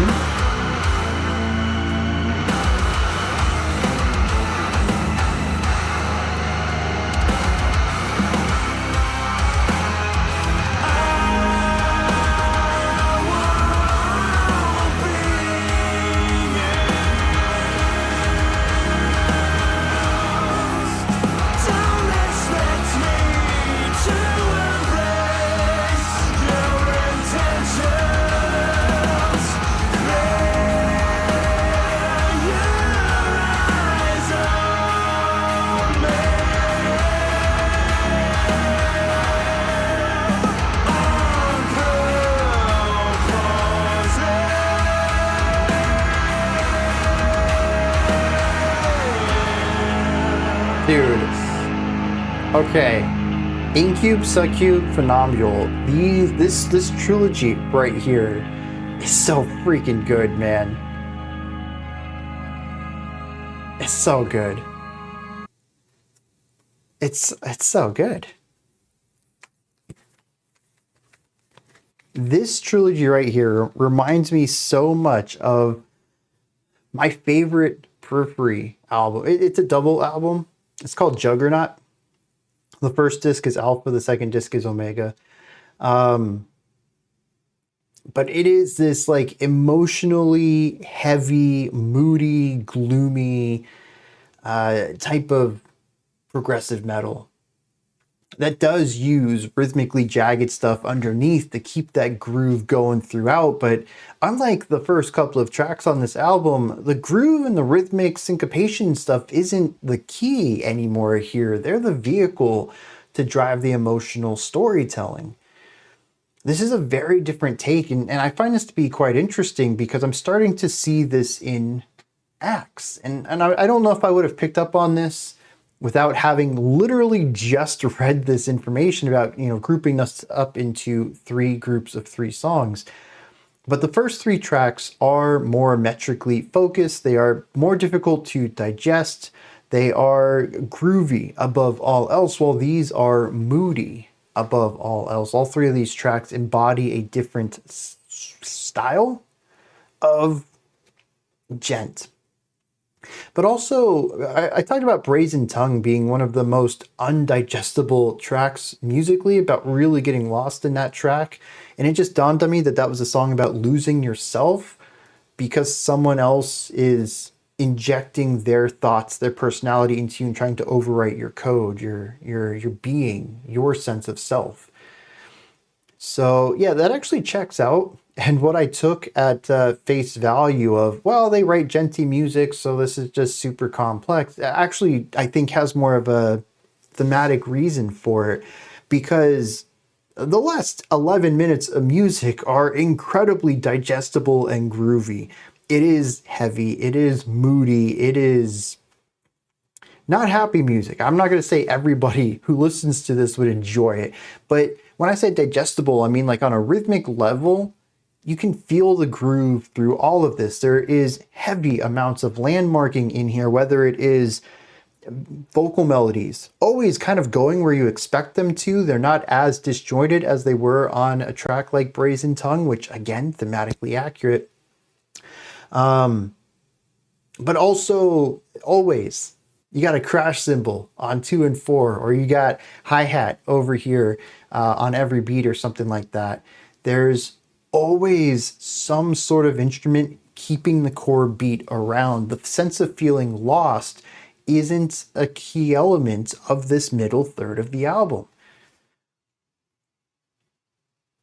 And I believe, we have a lot of lyrics to go through on these two, but I believe that's going to be because feeling lost isn't what these songs are about. Not in the same way that the first trio were, about not knowing who you are because of your environment, because of those around you, because of the voices that exist in your environment, whether that be internal environment, stuff that you've internalized from your external environment, or actual literal people constantly telling you who you should be outside. The sense of feeling lost made sense there, so they ramped the math up to 11 to create rhythmically disjointed segments, whereas this stuff just grooves. But it's moodier, it's heavier, it's more atmospherically dense. This leans a little more towards post-metal than the progressive metal stuff we saw in the first third, and that makes sense. Just looking at the lyrics of Incube, I mean, that is a heavy track. Lyrically, it makes sense the music would mirror that. And I think that's what we're seeing on Succube and Funambule too. I'm going to have to look up the pronunciations of those. I'm not sure I'm saying them correctly. I don't even know what the words mean. They might not be real words. Let me put it this way. They might not be English words. Little did you know, if it's not English, it's not real. No. No, they might not be English words at all, though, so that might be why I'm mispronouncing them as well. Although I don't always pronounce English correctly. So there's that, too. I'm going to say something right here, though. I'm not super duper deep analyzing the rhythmic stuff anymore. I don't know if that is because I'm kind of moving past that and looking at the more atmospheric elements, which are dominant in these tracks, or if it's that the rhythmic section just isn't as awkward anymore. For whatever reason, it's just not catching my attention. I'll look over and, oh yeah, we're in 4/4 again. There's some cool syncopation going on, sure. The core groove from the bass kick or the guitars, they're not just sitting on quarter notes. So there's cool stuff going on there, but I think at the end of the day, it's not that important compared to the atmospheric elements here. Even listen to the way that the vocals have changed. I had talked about earlier that I was listening to the vocal lines and they were really weird. Like we would hold out one note and then rush through the rest because there's not enough room to put it in, when we could have just from the from the beginning, we could have planned it better. But the opening tracks were about not planning things. Anyways, this is what I'm this is what I'm getting at. They're more metrically based.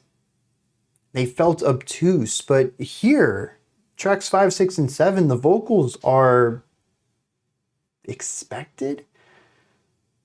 Sometimes they'll play around with the rhythmic devices from the bass or the drums or the guitar, but often they'll play something very palatable, very expected. Where I expect key tones to be, they will be there. When I expect movement based off of the rhythmic devices underneath, they mirror those.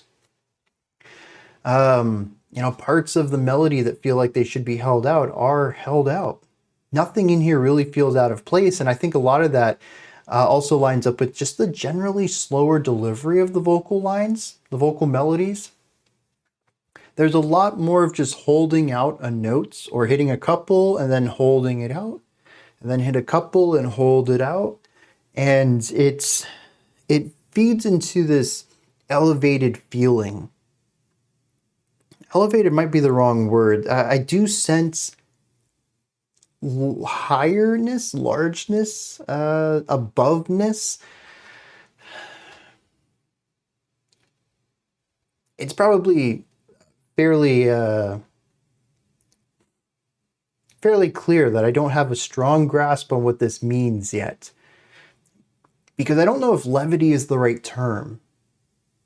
I do feel that the vocal line sits above everything else, but generally speaking, the atmospheres for these are heavy, weighty, moody, doom-like. It's a big pressure put down. The tones of the instruments, the chords used are dark. There's a bleakness to all of this. It sounds weird to say that the vocals have levity to them within that, and maybe there is. That's supposed to be that friction there, where it's not supposed to be working within that environment, but creating a friction or fighting against, resisting against that environment.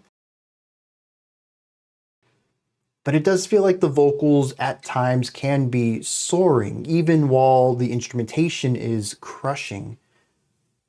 I like that contrast from a purely sonic perspective, but it's kind of tough to create strong thematic ties when you're working with heavy opposition like that, almost polar opposites.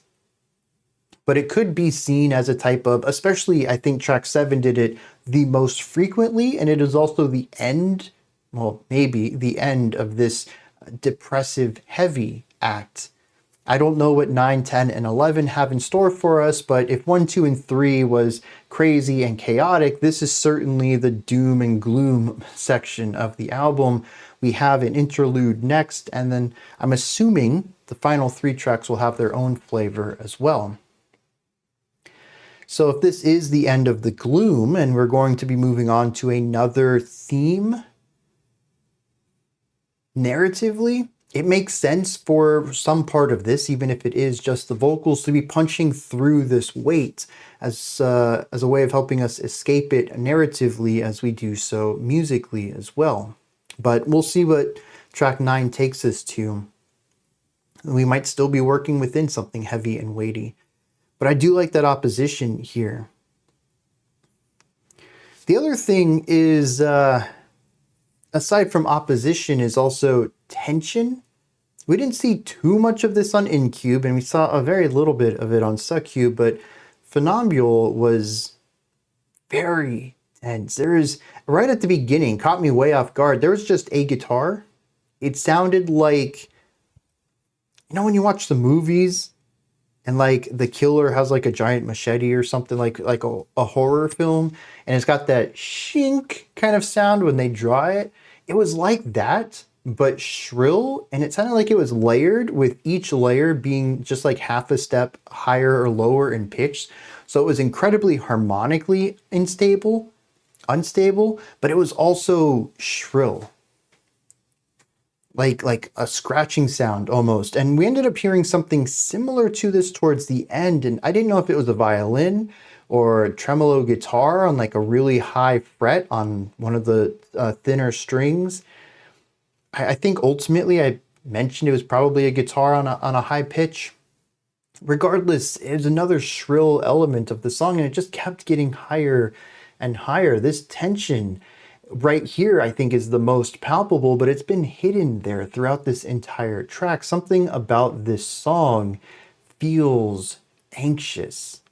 It is also the one that flip-flops the most. We have the craziest crushing moments with those growls coming in and a drop guitars just hitting their lowest tones.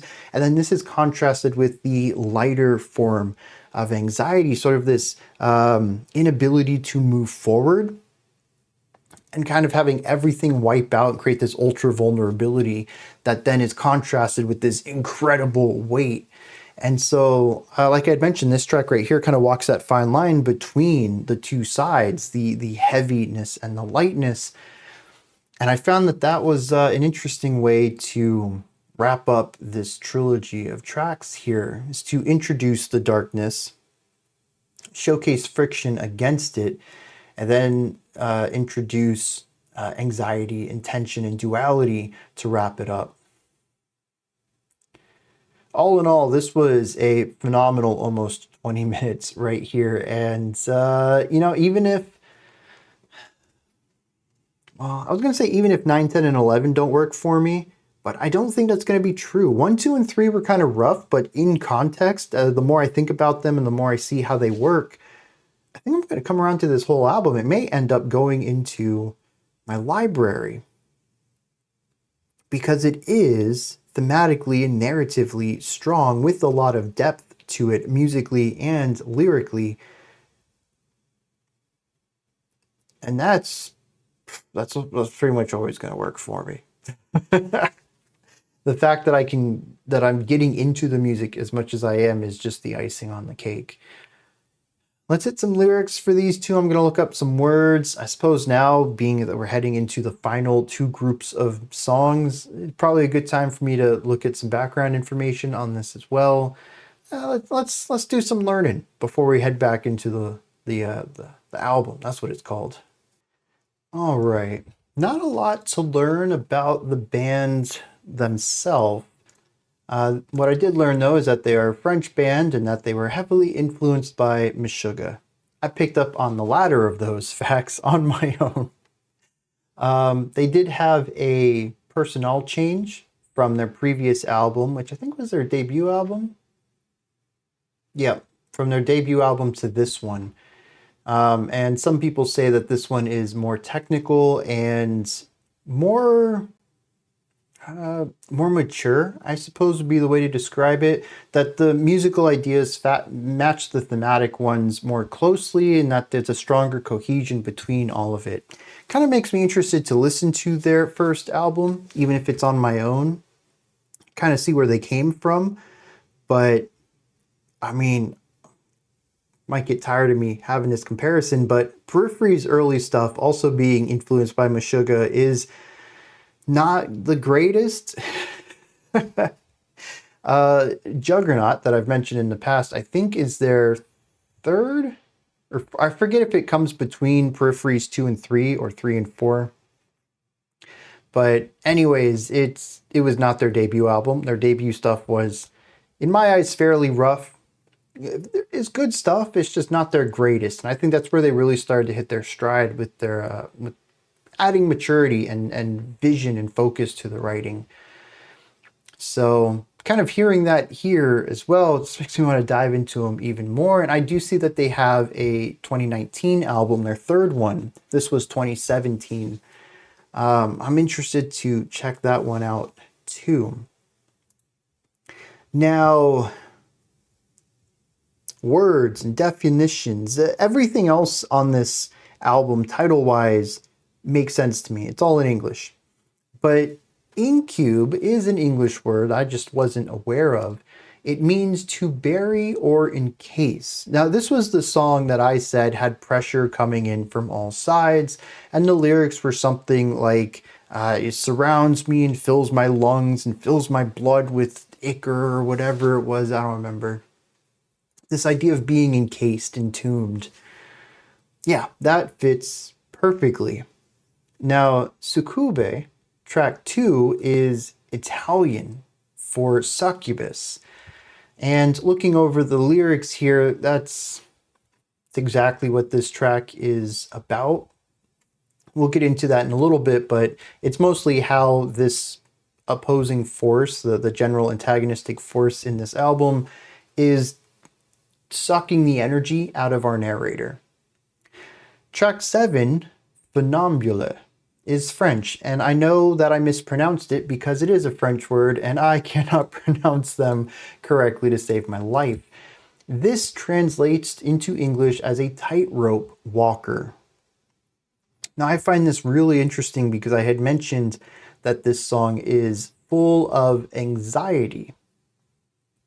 And I don't know what tightrope walkers feel when they engage in their craft, but to me, I would be incredibly anxious every step of the way. But I also know that more colloquially speaking, walking a tightrope is an analogy for basically being incredibly nervous and anxious and trying to do things perfectly while knowing that you have very little margin for error. Something tells me the lyrics are probably going to line up with that pretty well because the music does too. I also mentioned that the song walks a very fine line between two sides, and I don't think I can really apply that as well. But the idea of walking a fine line, even if I'm using it there metaphorically, is comical. It's a phrase I've used for hundreds of songs, but this one is called, translated at least, tightrope walker, which is pretty funny in my mind. Now, Succube. I just like saying that. The Succubus song. There's opposition throughout all of this. That there's two forces at play, and everything here is high stakes, but our narrator's trying to reduce their own tension regarding this situation. It says, I'll convince myself that it's just a game and no one will get bruised. So let's keep it playful and stay blindfolded, in all fairness for you. It says, I'll sit on your tail and it'll give me a battering high. Within your reach, nothing affects me besides deceit. I really like this. It turns this whole thing that is framed as a really negative thing. It could be that we are once again experiencing our narrator within the realms of a type of brainwashing. That this other is trying to make them think or be or act a certain way. That this other person is deceitful. It says, when I'm near you, nothing affects me except deceit.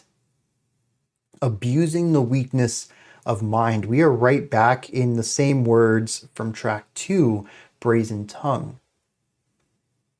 At the very end, though, it says, you're never satisfied and digging ever deeper. I'm a dry fruit. What more do you want from me?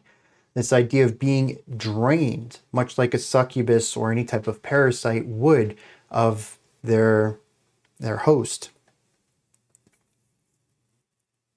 But I wonder who this is in relationship to. Is this the voice, this ephemeral thing that they've been talking about all album, or are we in or speaking with someone completely new at this point? As well as these tracks do, lyrically describing themes, I wish there was a little bit more meat towards the surface level, that first element lore at least. I would like to know a little bit more about what's going on here. And here, a little twist, I expected it to be about the protagonist feeling like they were a tightrope walker, when in fact it's used to describe an other.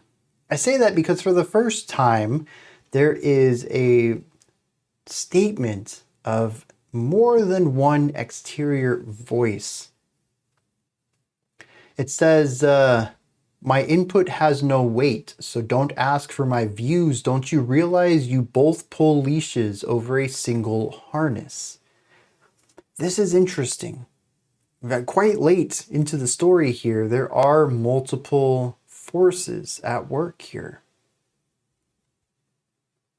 My mind goes wild as I try to figure out what this means, what this could represent. I hope that the final 3 tracks of lyrics explain some of this, because I do feel that this moves into,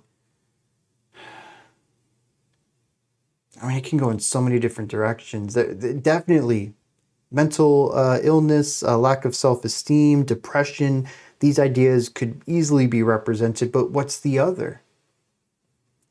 Is the external force, the voices that tried to brainwash our protagonist back in tracks 1 and 2, is that the other force here? Or is this another internal force? Is this pride? Is this drive and ambition? Is this talking about how his depression and his ambition are constantly at odds, leaving him in this middle state? As he says, you know, you both pull leashes over a single harness. I can't go both ways. But I don't know. There's no explanation so far, at least, for what the second force is. Although I do believe that the succubus force, what is eventually described as sucking him dry, is the one that was at the beginning, who told him to, you know, run, just go in this direction, we'll escape. And he goes, all right, I just want to get out of here, I'll follow your lead. And then they figuratively ended up burning up, and has pretty much not had his interests at heart, which makes me think it leans towards something that might represent something like depression, or something a bit more self-destructive, or something that reduces inhibition. No, that's not the right word. Reduces ambition. But yeah, this duality, like, it's just like, what is this? I gotta know. Anyways, it says that he's suspended over an ocean, and it makes me glimpse how it feels to be so hesitant. But such a rope walker you are when it comes to showing your emotions. And this is interesting, because if it is some sort of internal representation of a mental health thing, or a lack of self-esteem, or something like that, a lack of motivation, a lack of willpower, you wouldn't think that it would be something that would have emotions to show. It says that you don't show me your emotions. You're like a tightrope walker when it comes to that, which almost makes me want to personify this other force. It feels more like a person here than an internal guiding decision-making process. Lots of revelations in this track. It says, your mask is slipping. How can I keep the balance without having to hold on to you? What would it take for you to not want to? Just for once, bait me and suck me down the bottomless pit of yours. I won't be used. Don't expect me to embrace your intentions. Lay your eyes on me. I'm purposeless. And I think this is interesting, because so much of it has been framing of what the external force wants our narrator to do. Not so much of what the external force cares about the narrator. And this is a request. If you want me to continue on your path, at least look me in the eyes while you bring destruction into my life. Recognize me. See me.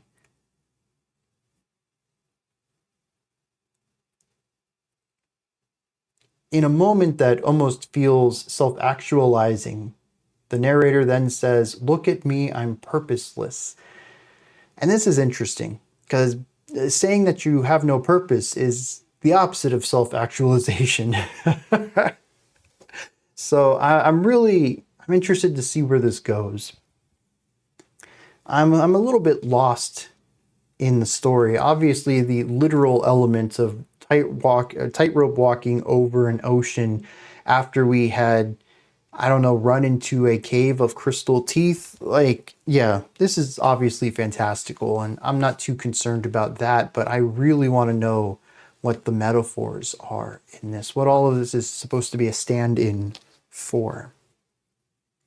All right. Let's dive into this. We have greeted and dining, our interlude, and then the bait.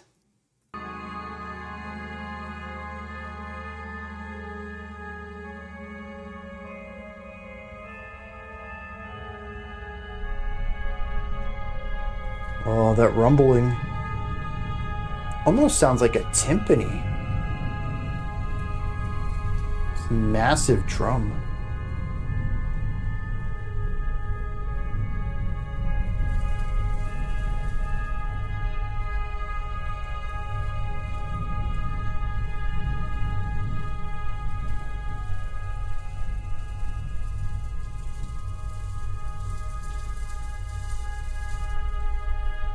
Like a rattlesnake?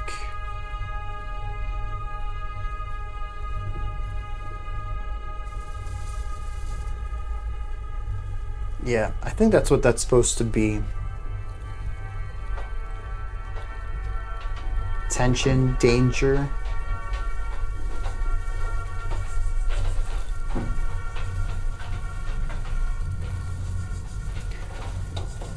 Yeah, while a little longer than Groomed and Resting, it does the same thing.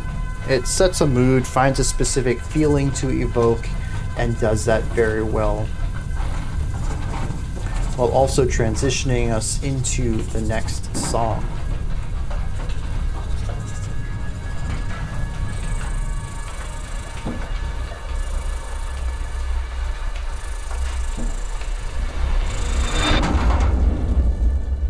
Lots of sub bass. I feel it more than I hear it.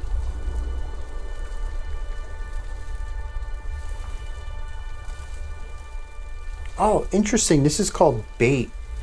And last track, he says, what would it take for you to not want to bait me and suck me down the bottomless pit?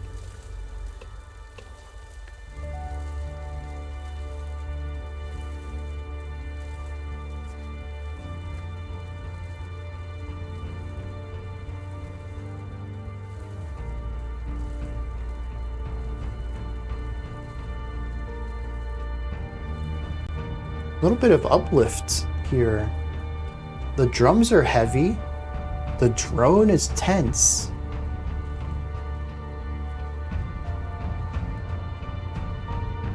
But the harmony.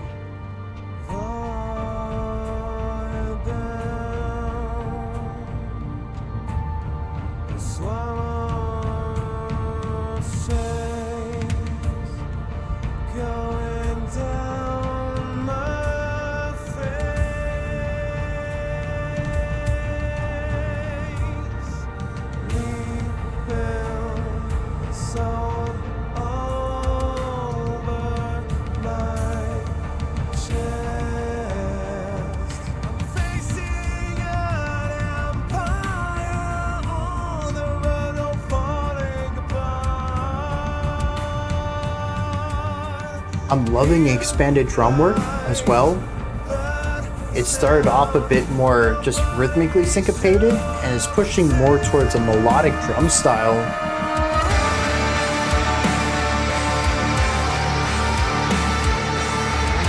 Well, we're certainly back to the syncopated drum work. The melodic stuff was short-lived, unfortunately.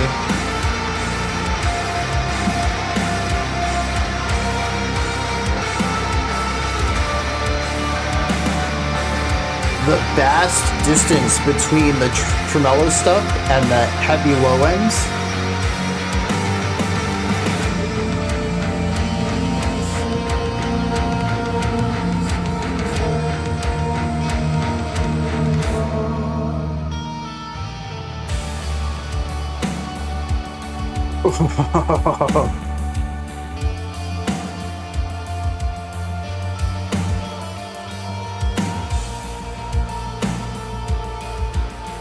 The lightness, the spaciousness also.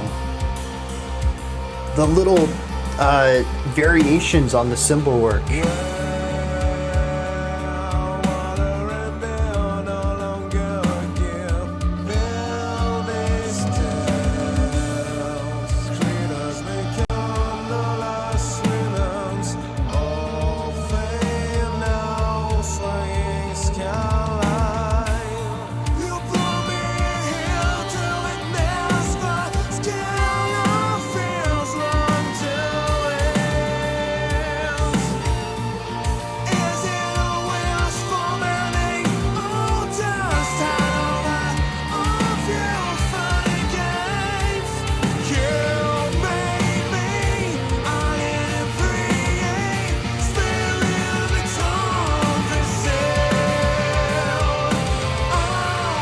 The drumming continuing to expand.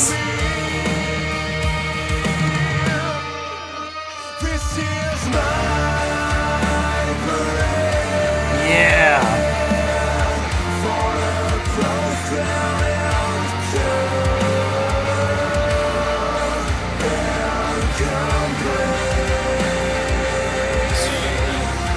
Why does this feel cathartic though?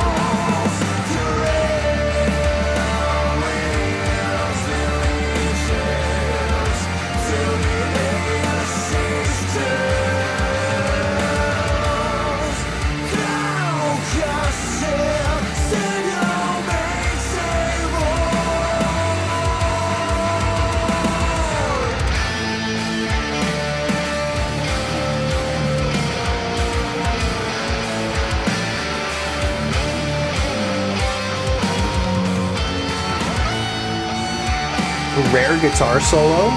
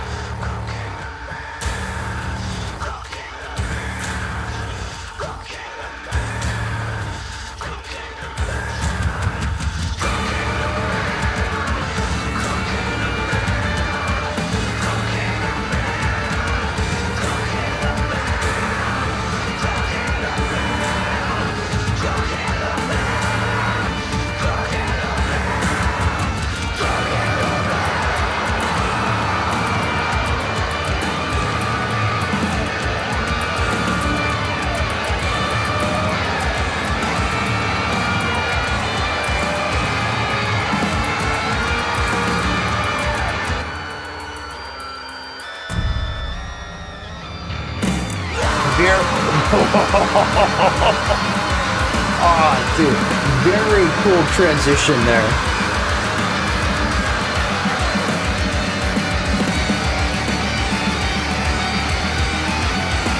Did y'all hear this drum work?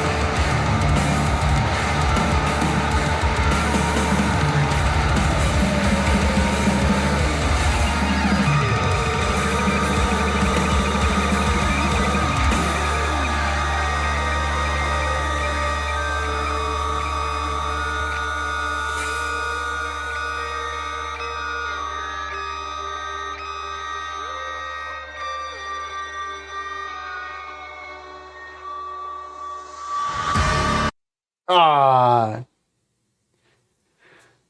I thought because it was so quiet, it was going to stay quiet. I'm gonna have to back that up later. I wanna feel that drop again. Dude, heaviest track so far by a country mile, 100%. Dude, Brazen Tongue was pretty gnarly, but nothing's been like this. This was a complete and utter breakdown. These final 2 minutes were about destruction. They were about disorder. Not chaos. Disorder, though. just absolutely filthy, gnarly, unstable harmonies, wild rhythmic devices, noise of all types, crunchy, gritty guitars. Just an absolute masterclass in destructive songwriting and engineering too, honestly. That's a big part of the ending of this as well. But it's also a masterclass in post-rock slow burns. Or post-metal slow burns, we can do that too. The posty style of doing stuff. This track starts off kind of vague. It's tense. It's still kind of lower energy though. It's a great continuance from the previous style. It takes us the entirety of the song to get to that ending. It is a constant ramping up of weight, of darkness, of instability, of uncomfortableness. Every single bar pushes us one step closer to the edge. No, to the height, the peak of this track. It is incredible to be on this journey. And honestly, me wanting to talk about this is the only reason we paused here, because honestly, that drop, I was mad. I was about to just play it, be like, let's just finish the album out. Let's enjoy this experience. But I really need to bring this up because I think that this is one of the coolest slow burn ideas I've heard. And part of it is because it's my type of a slow burn. It's about evolutionary composition rather than building block composition. And I've made this distinction in the past. I don't know if I'd say a lot of the post-rock I've been exposed to, which is such a small amount of how much is actually out there. A lot of it is built off of play your one idea, it's going to take up this entire section. But after one passage of it, we'll start a new idea and it'll play all the way to the end. And so you kind of have these steps.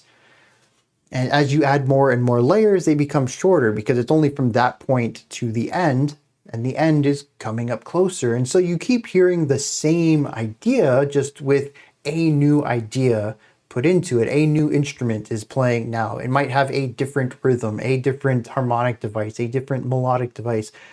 But the other 40, 50, 60, 70% of this section is the same as it's always been.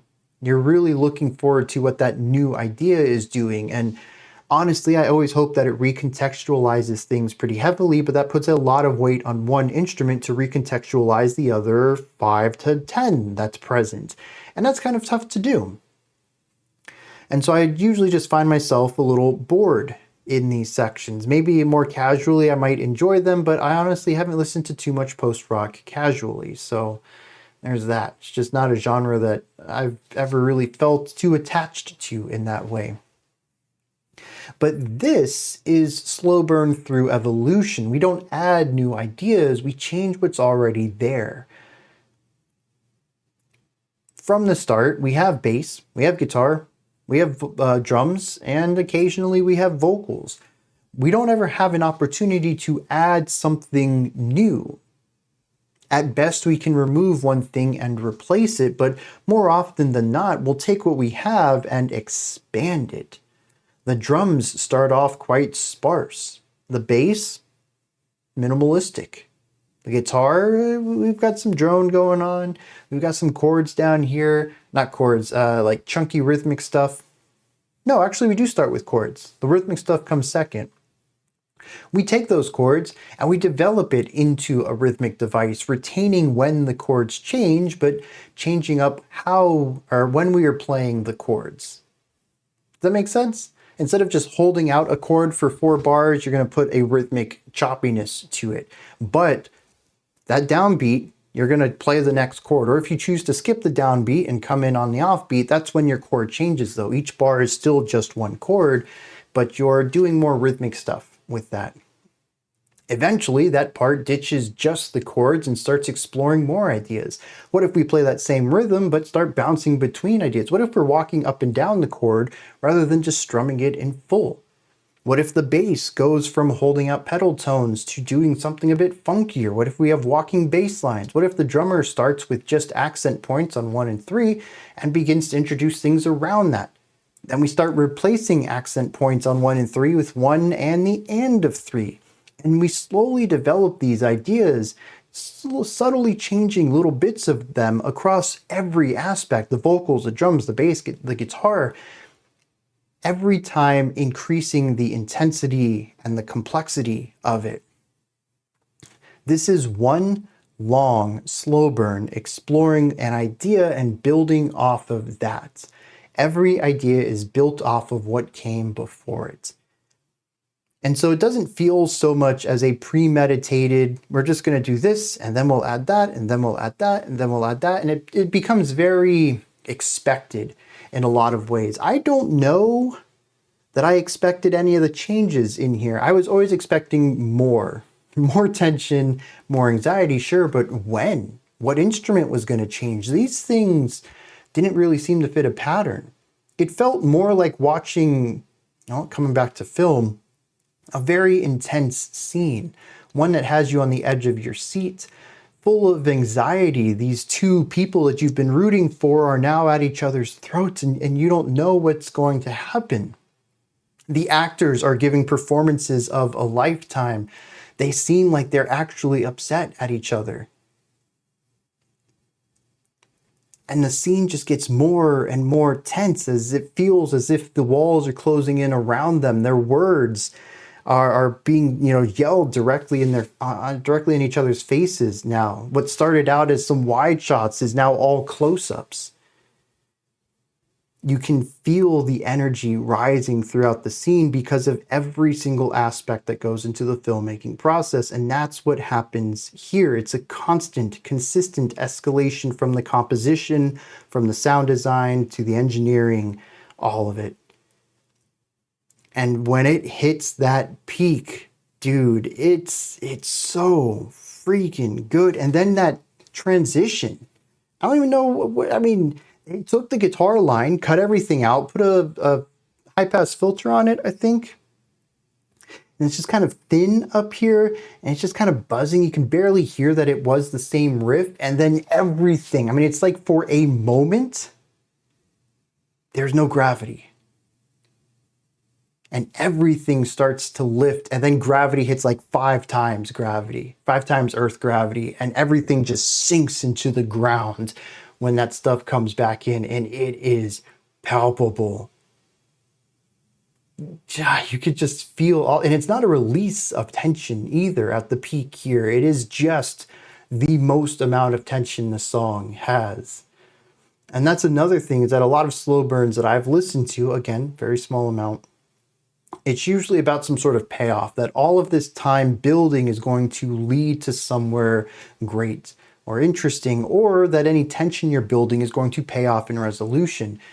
This doesn't do that. There is no point when it just becomes, well, I guess that transition from the silence into the impact is the moment when I can say this is clearly what everything was leading towards. But it isn't a release of any kind. In fact, it's just a worse version of everything we've been playing previously. There is no positivity here at all.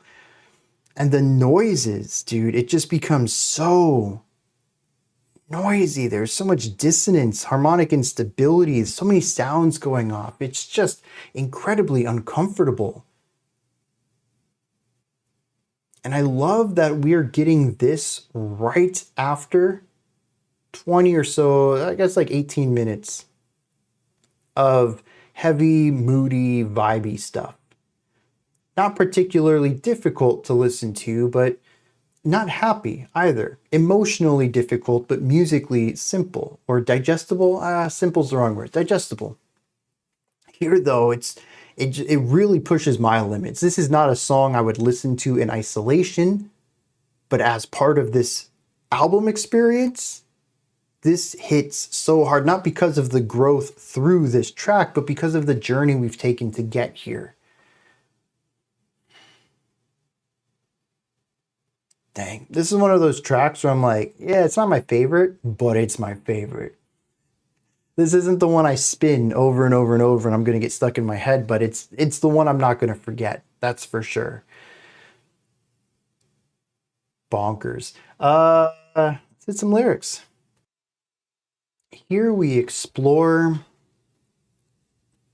lyrics that intentionally, continuously get more tense, wrapping up with some sort of death. Maybe an eternal death, maybe a cyclical death. I'm not entirely sure because I feel like it's a bit more metaphorical than a literal death. But it all lines up. I'm not too sure about some of this, though. It begins and says, void, then a swarm of shades going down my face, leaving salt over my chest. I'm facing an empire on the verge of falling apart. Here lies that scent no one should ever tail.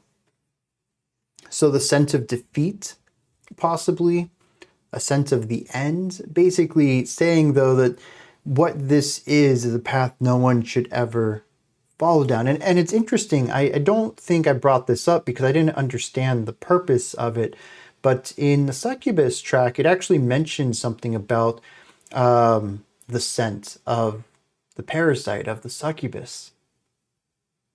Maybe the scent is a metaphor for these thoughts, whatever the actions and decisions are that lead you down this path. It is a path to the end of an empire. He says, this is a place where water and air no longer keep their distance and creatures become the last remnants of a now swaying skyline. I think that's really interesting, talking about how there is no place that isn't the horizon. An almost impossible visual metaphor here, but a collapse of space itself, where the sky and the water always touch each other. Maybe this could be talking about depth, where you're so nearsighted in your goals that everything, even like right next to your face, is a horizon line. I don't know. It then says, though, you brought me here to witness the scale of his wrongdoings. Interesting, another third party to this. It says, is it a wish for mending or just another of your funny games? How much longer will you play me? And then it says, all this racket, yet you're just cooking the man. And I think this is really interesting. There's almost a bit of sarcasm to this. You've made all this fanfare. This is a massive event here. You've brought me to this place where the horizon is infinite. You've put all this together. You've taken all this time to get me to this point. And I'm just watching you cook a man, whatever that might mean. Just a death in some ways. But then it wraps up and says, I feel their sharp scales through the wounds, embracing bodies in a ruby red water. I don't know if this is supposed to be sympathy or if this man is supposed to be a part of him, one of the fragments of himself explored in crystal teeth. Regardless, he feels the pain of this other, but also wonders what the point of all this spectacle is, if honestly this is just it at the end, almost as if asking this other entity, you've been, trailing me or training me? You've been leading me here all this time, and for what? Is this really it? I assume I'm next in this line of being cooked. What do you get out of all of this? And I think that's interesting to get to a point where you have an oppressor who you don't have enough strength to oppose and break free from. Your resistances or is futile. And yet here at the very end, you're just kind of unimpressed with them. It's kind of comical, actually. I love it. All right. Oh, I forgot to back this up a little bit. All right. Last two tracks, Our Embrace and Your Scent. Let's kick it.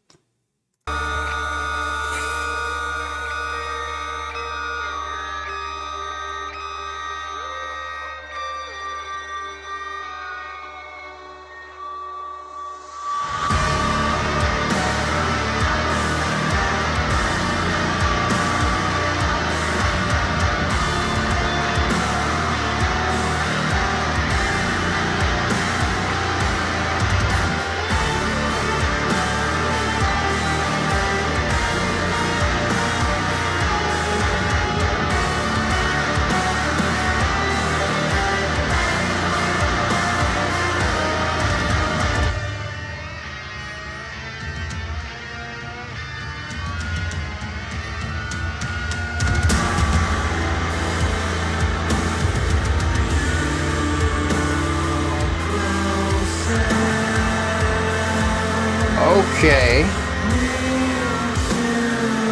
Got some Deftone style harmonies here.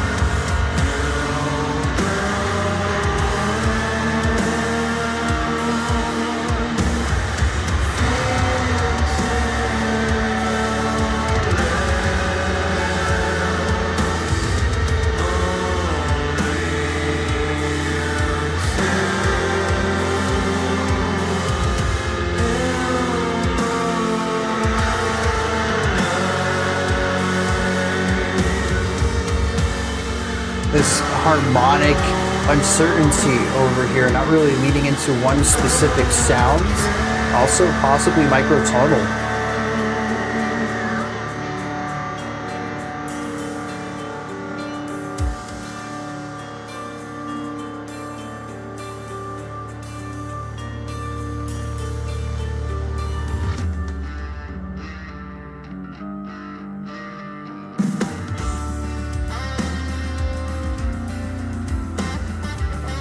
Oh, dude, the funky guitar lick right there, the cymbal work, the ghost notes. This is slick.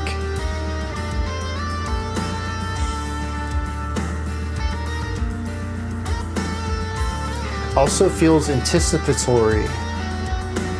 Like we're definitely gonna get somewhere. And it's just simmering right here. The boiling's coming soon.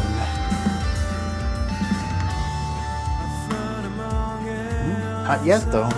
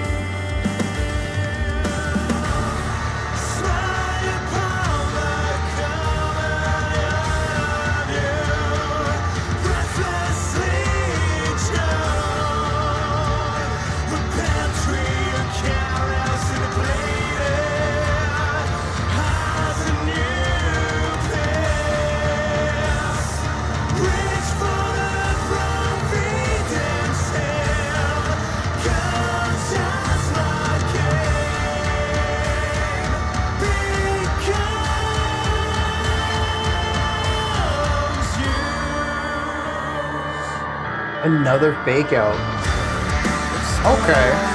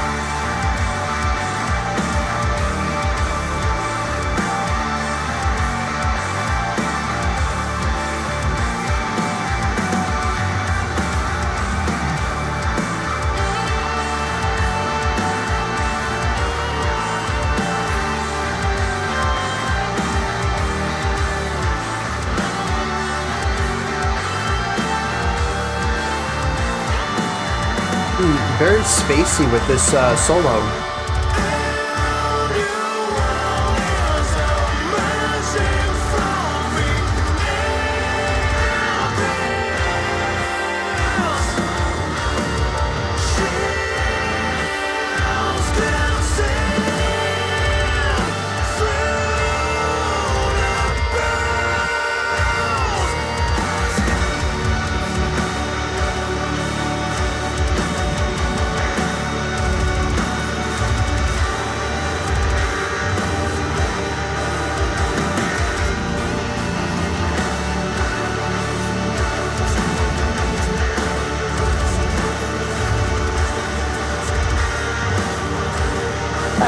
This song isn't really grabbing me, especially for a penultimate track.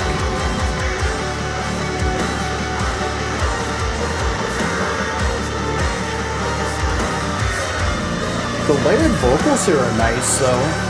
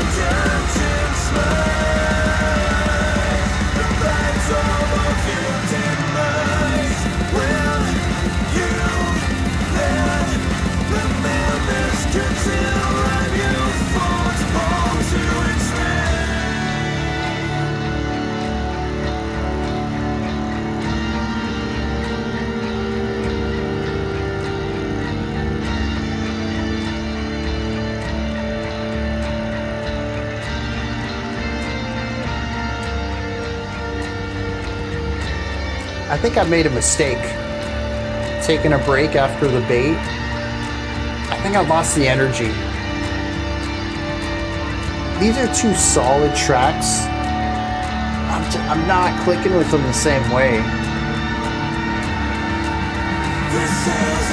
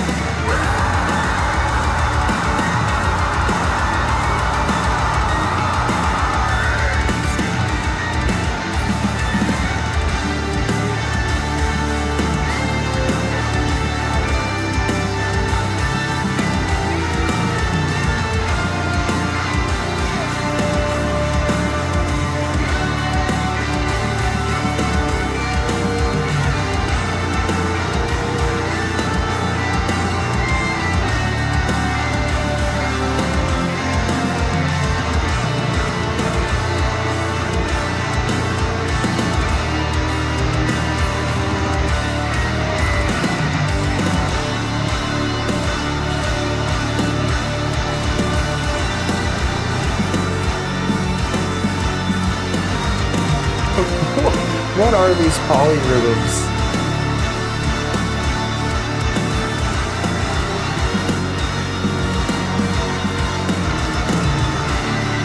The song really just wants to fall apart, and it's not allowed to.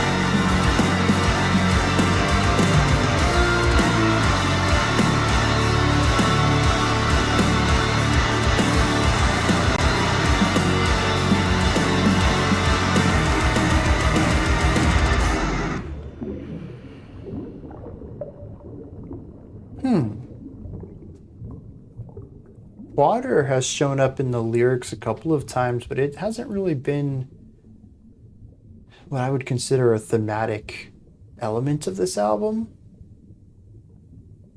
I've always kind of felt more sci-fi,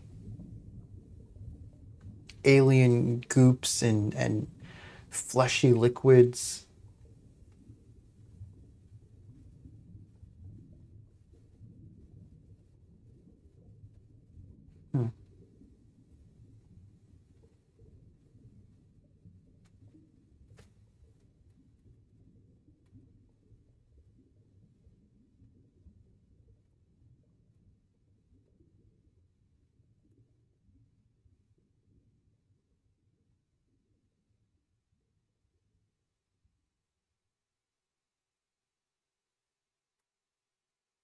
All right.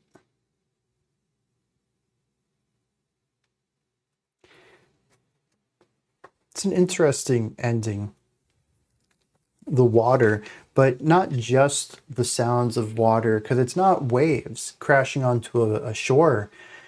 It's bubbles underneath, as if the microphone is being dipped into a body of water.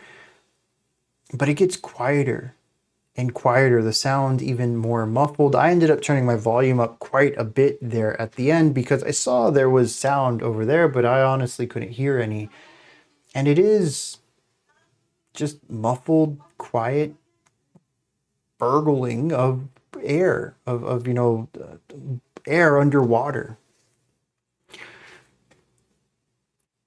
It's almost as if the microphone, or probably the narrator, is sinking into this water until we have pure silence at the end. That's the feeling I think I'm supposed to get out of this. And given the generally negative direction that most of this album has taken, I'm going to assume that our narrator has succumbed to whatever it is that's been drawing them on this journey, being completely overwhelmed and drowned by it. Again, probably metaphorically, as they did burn up they did burn up at the end of the first track. Now they're drowning, engulfed in flames, engulfed in water. Interesting. That's how we begin and end the album.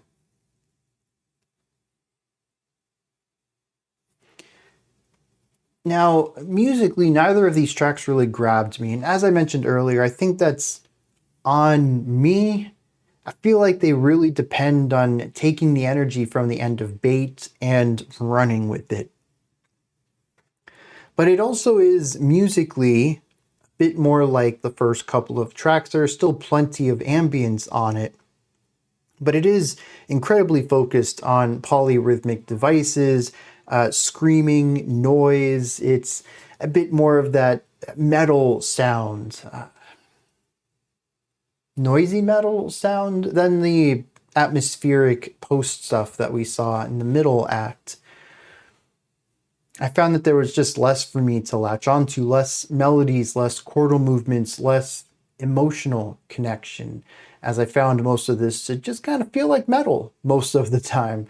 We did get noisy, like harmonic dissonance towards the end of track 10 and the end of track 11, but it was something we built into and something I could hear at the end without much context, versus where we saw dissonance being incorporated into tracks 6 and 7 in the middle of the album in subtle ways, gradually increasing it over the course, giving it a more easier to read, at the very least, narrative component.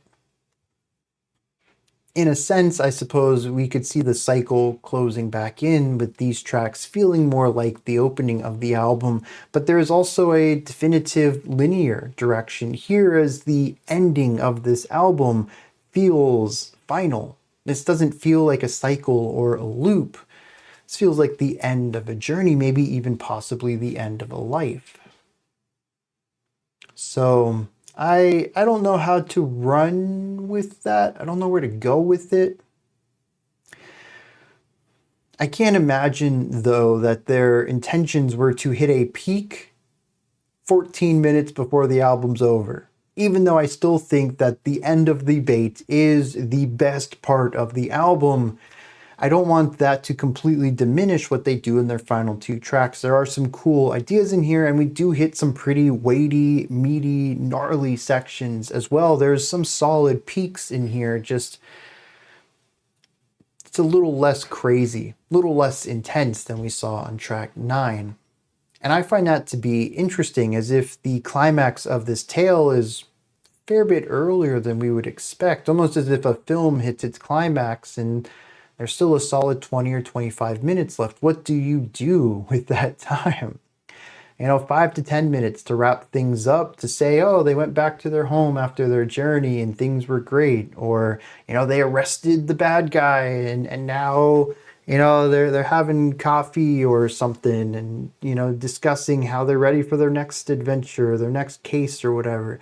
You got to wrap it up a little bit. But when you give almost a quarter of your runtime to a post peak, what do you do with that? I'm really hoping that narratively, lyrically, we find some stuff in here that expands on that and helps me appreciate it a bit more, because I'm just kind of feel let down by it. I musically find the bait to be a good stopping point. Maybe having our embrace after, well, see, the thing is our embrace really leads into your scent. I don't know. It's a lot of time from me hitting my emotional peak and thinking, I don't have much more for this. We need to wrap this up. And then realizing that there's still 14 minutes of music left. And I'm emotionally exhausted at this point. I don't know that I have the capacity to continue to engage with it. I'm kind of curious what I would think of tracks 10 or 11 in isolation, maybe outside of this listening experience, and just kind of listen to them on their own, where they stand for me out of the context of coming after the bait, but also out of the context of spending 2.5 hours listening to this music and being emotionally torn apart. This is a heavy album musically and lyrically. I enjoyed my time with it, though. I don't think it's something I'm going to throw in my library. It still is, for me at least, more misses than hits. But thematically, this is incredibly strong, and I do want to check out more from Uneven Structure. The album is fairly uneven for me. Also, rhythmically, this whole album plays around with uneven rhythms too, so that's kind of fun. I quite enjoyed it, though. This is not an album I would have picked out on my own. This is one of those times when album review challenges me to listen to something that I ultimately really appreciate, even though it is generally not my music. And this is some of my favorite stuff that I get to check out on this channel. Any other thoughts on this?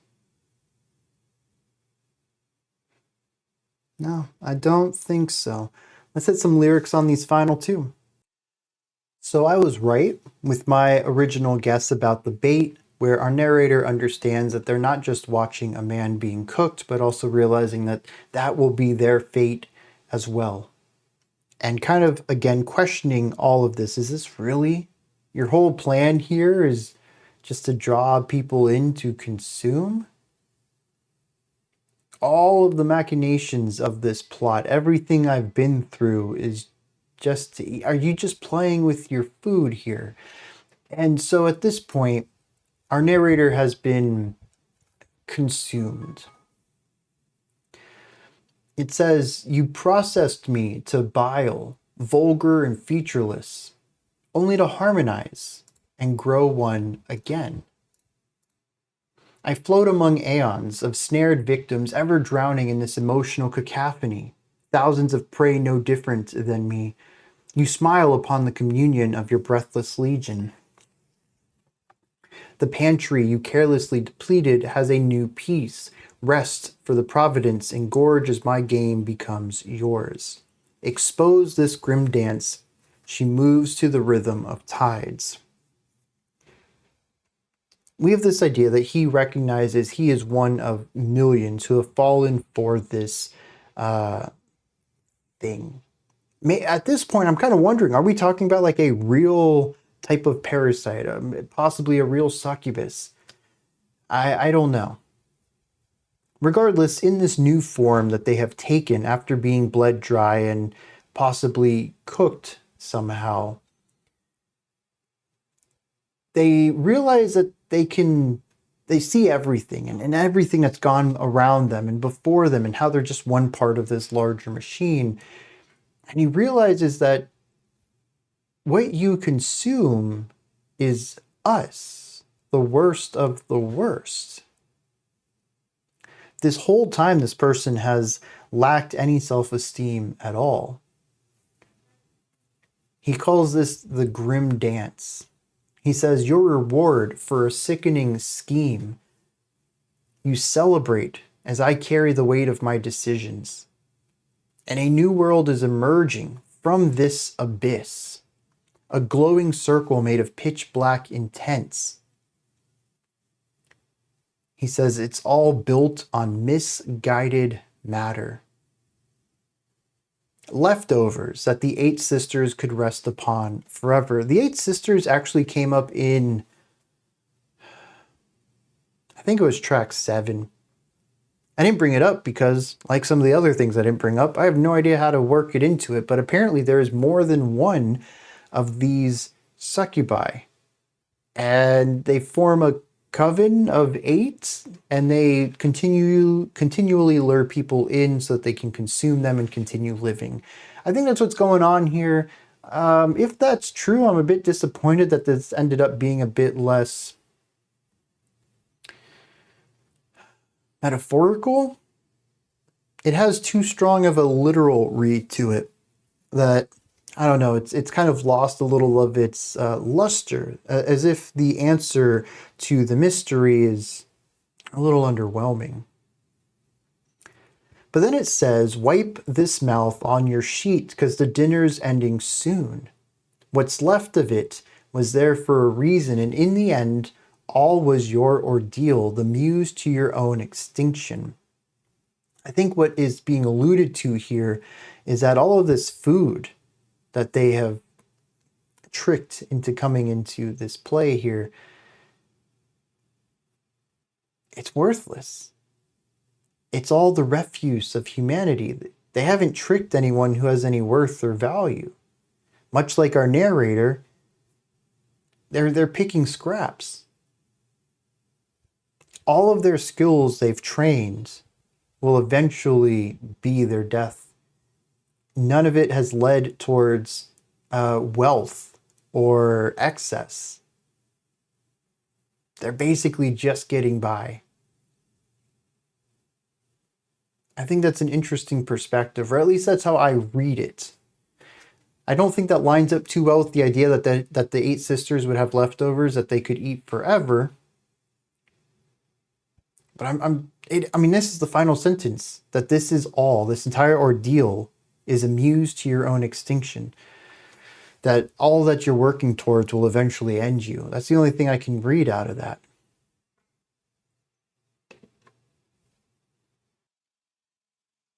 And your sense continues to lean into this. It says that you threw us all down together, oarsmen and hangmen alike.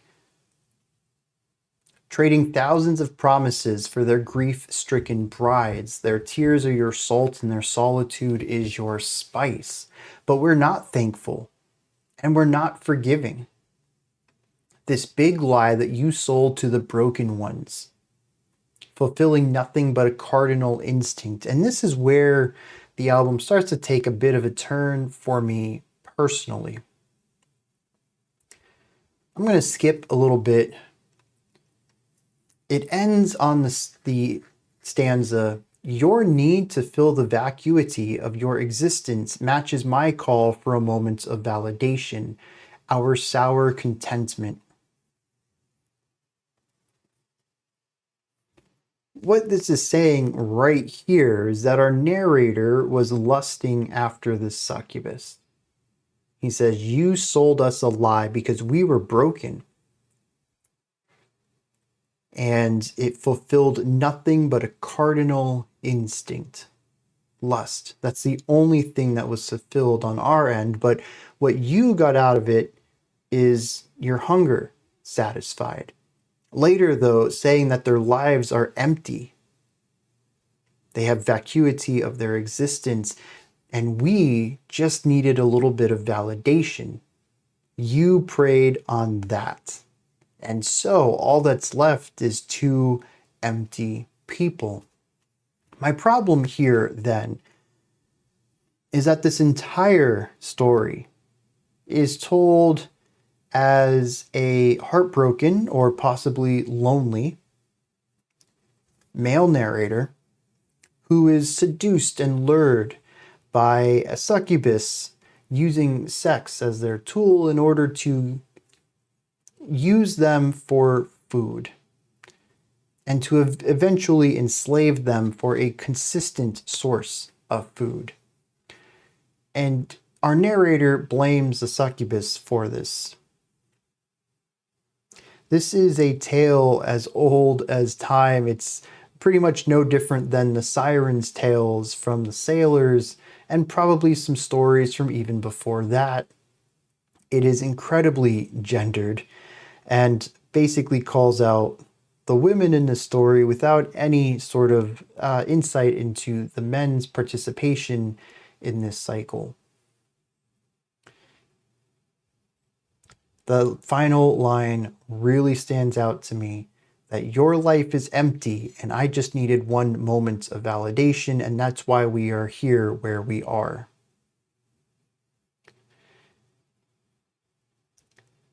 And let me know if I'm not reading this correctly. If anyone else has a different read on this. But we even have the stanzas here. It says, "This is our lament to the unchosen hosts." So these are our problems that we present to the succubi who own us now. That their supper, that our last breath made chance torn out with a stern vigor by your own scarlet mouths, that you are inflicting violence upon us and removing our ability to speak. Says that it's love made lust for grinding teeth, sliding down the scales of our defeat. We thought we were falling in love with you, and it turned out we weren't because you tricked us.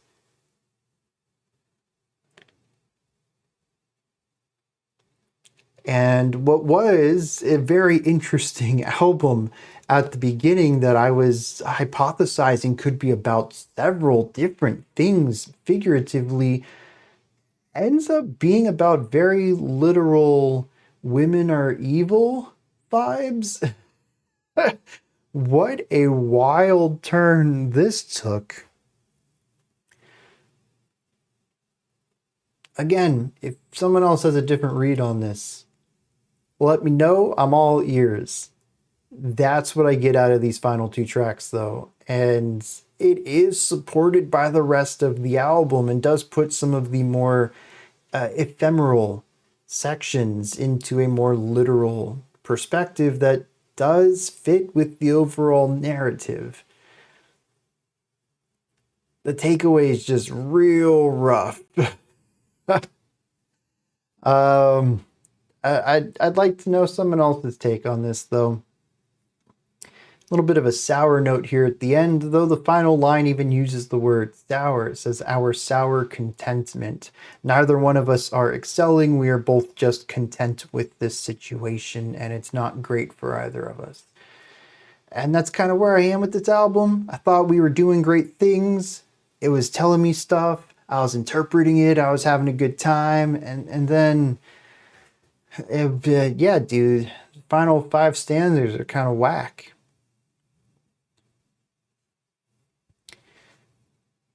These are my thoughts, though. Uneven structure. La Partition. What did you think of this? Is there anything that stood out to you? Anything that you'd like to add on to what I said or correct me on? Did you enjoy it? Did you not enjoy it? Is there anything that you really particularly liked? Was it The Bait, the best track on the album? Let me know. Put all that stuff and whatever else you'd like to add into the comment section below. Above that, in the description box, you'll find a link to Linktree. Takes you here. You can find links to my music, ways to support the channel, a link to the Discord server, and so much more. Above that, if you could, like, subscribe, and ring the bell. I greatly appreciate all 3 of those. That wraps it up for today. I'll be back tomorrow, though. 11 a.m. Eastern Standard Time, 4 p.m. UTC. I'm going to do a live stream, 2 hours long. Usually 2 hours, I'm like 2.5 sometimes. We just chill, check out some music, have some good conversation. It's very laid back, a little less analysis, a little more casual listening.